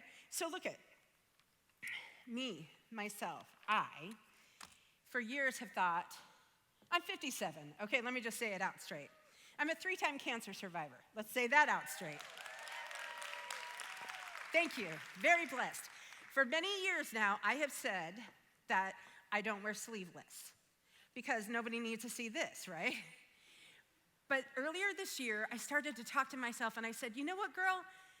That's BS because you're not representing what real beauty is. So right now, in front of all of you guys, I'm gonna do something I've never done, but I'm going sleeveless. I am. They're a little jiggly. But here's the deal. These are just arms. Who cares? What are arms for? They're to wrap people up in hugs. They're to reach out to people who need our help. They're just arms. They don't need to be covered up because they're not beautiful enough, because some industry told me so, because beauty stole my confidence. No, I'm not going to allow that to happen. And you know what else? She's also a liar. She's a liar because beauty tells us if we don't match up to those definitions, then we aren't good enough. We are programmed to accept that our worth is based on how we look, our youth, our weight, the color of our skin, even our hair. Let me tell you something about hair. Because we all have our issues with hair, don't we? Yes, right? So I went through cancer 3 times. I've been bald 3 times. And you know what I found out? Men like the bald women. Every time I'd strip my stuff, bald as can be, Bill, you're bald up here, men would sidle up to me, hi, what's your name? I later realized it was because they were hoping to get in on the life insurance, but, I still felt good about it. But here's the thing. All these lies, they get stuck in our head, and then they get stuck in our brains, and then they get stuck in our souls. And we start believing it, and we start living it, that we are not worthy, that we are not good enough, right? And that changes how we live our lives. We start being small. We try to be as small as possible. God knows I've tried. We try to be as small as possible. We give up on our dreams. We don't chase opportunities. We're too scared because of how we look. We're not thin enough. We're not whatever enough. And sometimes we end up giving up on life itself. So the thing is, we don't even need the images anymore because we do it to ourselves. We've already been programmed. It's in our heads. I bet you, anybody who looks in the mirror right now could come up with 3 things like that you wish looked different, that you don't think is good enough. Starting right here. Let's just start right here, okay? But here's the thing. We're told that we can fix it. The beauty industrial complex wants us to fix it. You got gray hair? That's okay, cover it up. You got wrinkles because you lived and laughed? That's okay, we can fix that. You carried a baby to term and you gave birth and your stomach's not as flat as it used to be? We got to fix for that too. And all it takes is what? Money, time, energy. And I'm not saying that there's anything wrong with any of that because I'm wearing makeup, I get my hair cut, I color it myself, and I buy the cute clothes and all the stuff. There's nothing wrong with that, but it's about how we have to figure out why we're doing it. Is it because this industry has made us feel unworthy of a lovely life, unworthy of love? You guys, no. And it didn't used to be this way. I had breakfast with my mom. She's almost 94. Yeah, she's badass. And I was talking to her about this talk, and she grew up, she came into her age in World War II, and then she was a young working mother in the 50s, 60s, 70s, and 80s. Yes, I'm one of 5 kids. And she said it wasn't like that for her. I love her. She said, I was just as pretty as all the other girls in my school. She said there wasn't that judgment on ourselves and on others. And that people were judged, if they were judged at all, it was based on their character. It was based on what they did, not how they looked. It was based on their integrity and their wisdom and their intelligence and their kindness. And I think that's what we want to get back to. And that brings me back full circle to the beginning of this talk and the warm fuzzies. I'm done complaining for now. I'm actually very thankful because the world is starting to depict different kinds of beauty. We're seeing in all those imagery, the TV and the social media, please turn the music off. I just have a couple more minutes. I swear it'll be worth it. And we're seeing different shapes and sizes and colors and people who aren't gender normative and all that stuff. And it makes me joyful because it means our kids and their kids are going to grow up with representation, right? Without this tiny little lane. But you guys, for us, the programming has already been done. So what we need to do is to reprogram ourselves about beauty. So, I want you to think about this. What are our faces, our eyes, our smiles, our arms, our legs, what are they for? We're not here to sell magazines or cars or makeup, and we're not here to build up a $511 billion industry. We're here to live and love and inspire people. Our legs take us where we need to go to do what we're called to do. Our arms hug people. Our hands hold hands and encourage people when we need to. Our eyes show our empathy. Our mouth speaks kindness and encouragement. That's what we're here to do. These bodies are the ways for our soul to experience human life, to experience other people. They're not to be judged like that. They're amazing, right? So listen, A while ago, I saw, and I know I'm over time, but we have a little extra few minutes, so are you guys okay with me sharing a little poem? Okay. God bless you. Sorry, Mary. But I saw this on Facebook, the beautiful Facebook. It's a poem or a thought written by someone named Holly Holden. I'm going to read it because I don't want to mess it up. Today, I asked my body what she needed, which is a big deal considering my journey of not really asking that much. I thought she might need more water, or protein, or greens, or yoga, or supplements, or movement. But as I stood in the shower, reflecting on her stretch marks, her roundness where I would like flatness, her softness where I would like firmness, all those conditional wishes that form a bundle of never quite rightness, she whispered very gently, "Could you just love me like this?"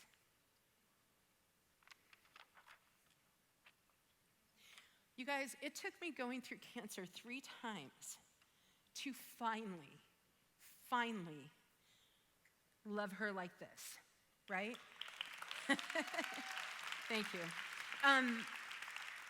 This body has fought so hard for me to still be here with you lovely people today, to live and to experience all the wonderfulness of being on this earth. She deserves to be celebrated for her strength and her imperfections. She deserves to feel beautiful. And so do you. I just want you to get there sooner than it took me.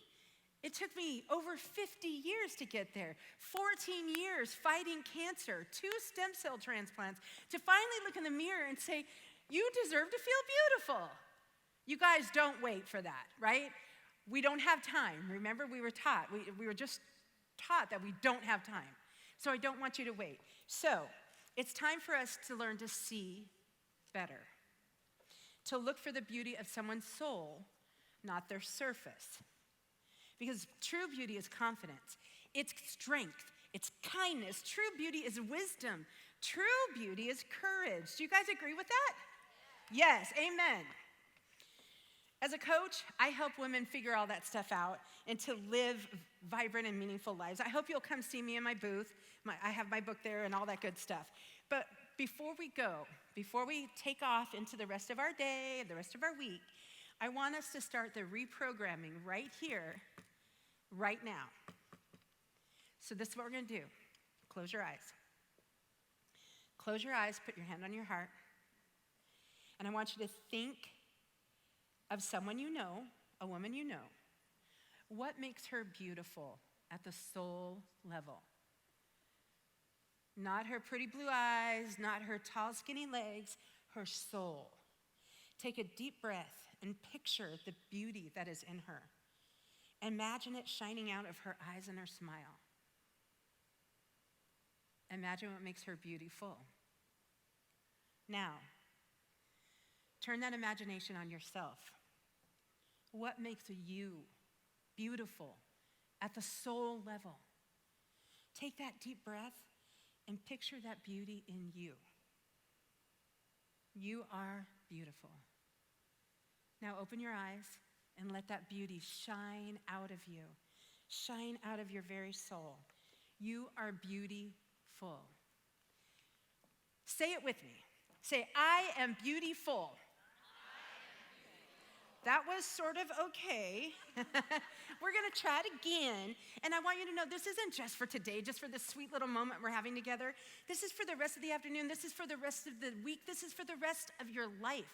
This reprogramming is something that we need to do every day so we can see better, to see the soul beauty of others. Okay, stand up. Stand up. Stand up. We're almost done here, you guys. Stand up. And say it with me one more time. Say, I am beautiful.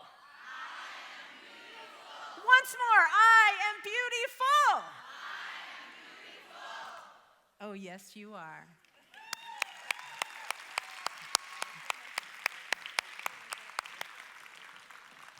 That's it. That's all I have. Put your hands together.